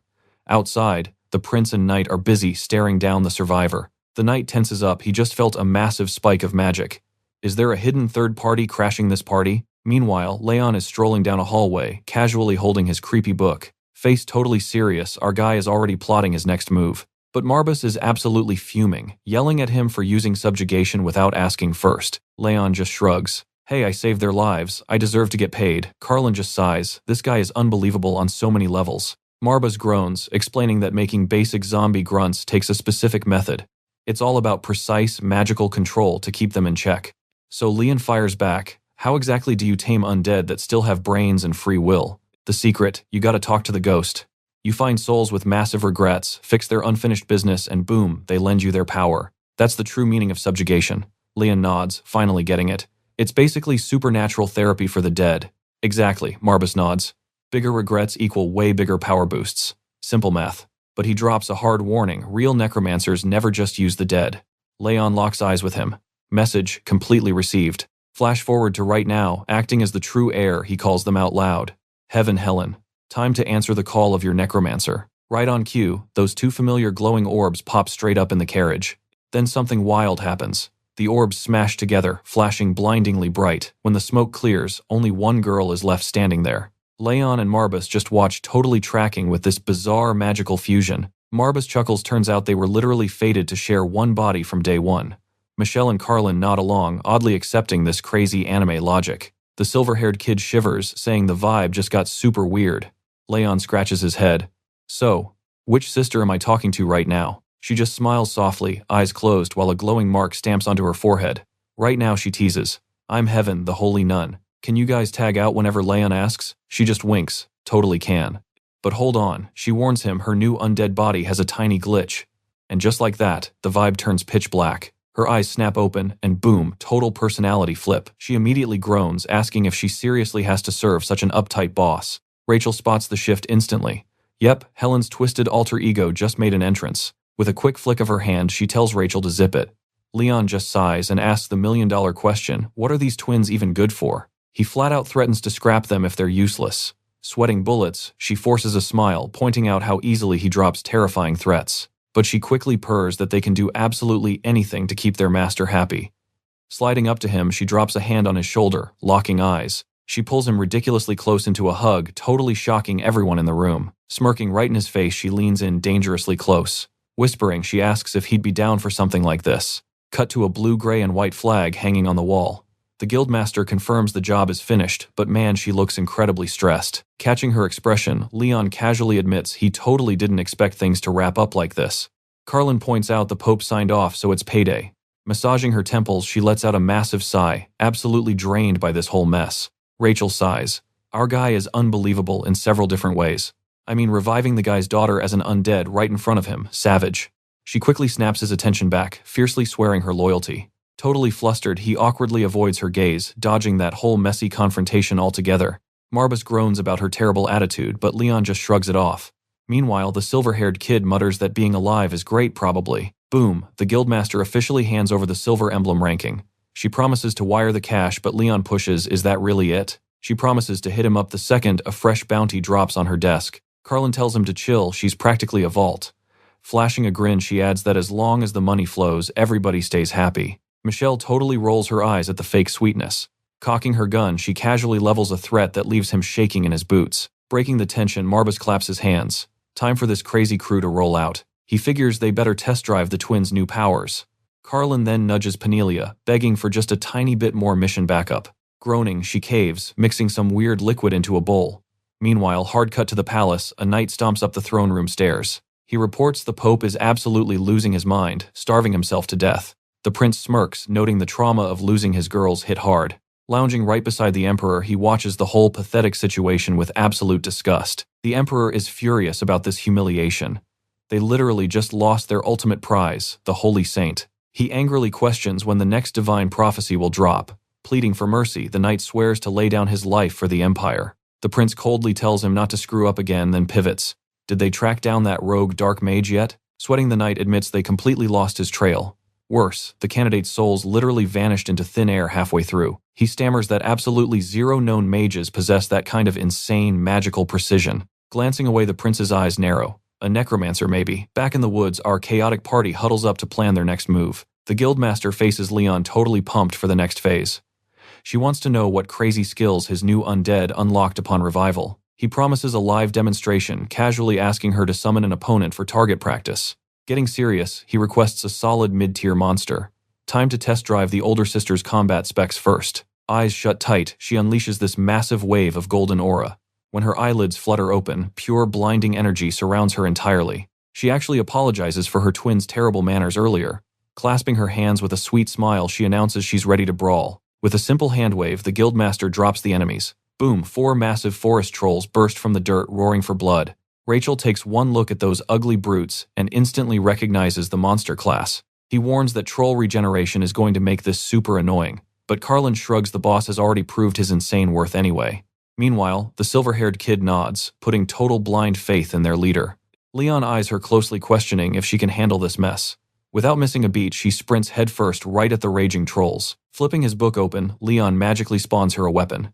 Gripping a massive heavy staff, she winds up for an absolute home run. One troll locks onto her, its red eyes burning with pure fury. Craca. She completely levels the beast with one devastating full-power swing. Holding Marbus, he mutters that she's ridiculously strong but honestly terrifying. Wham!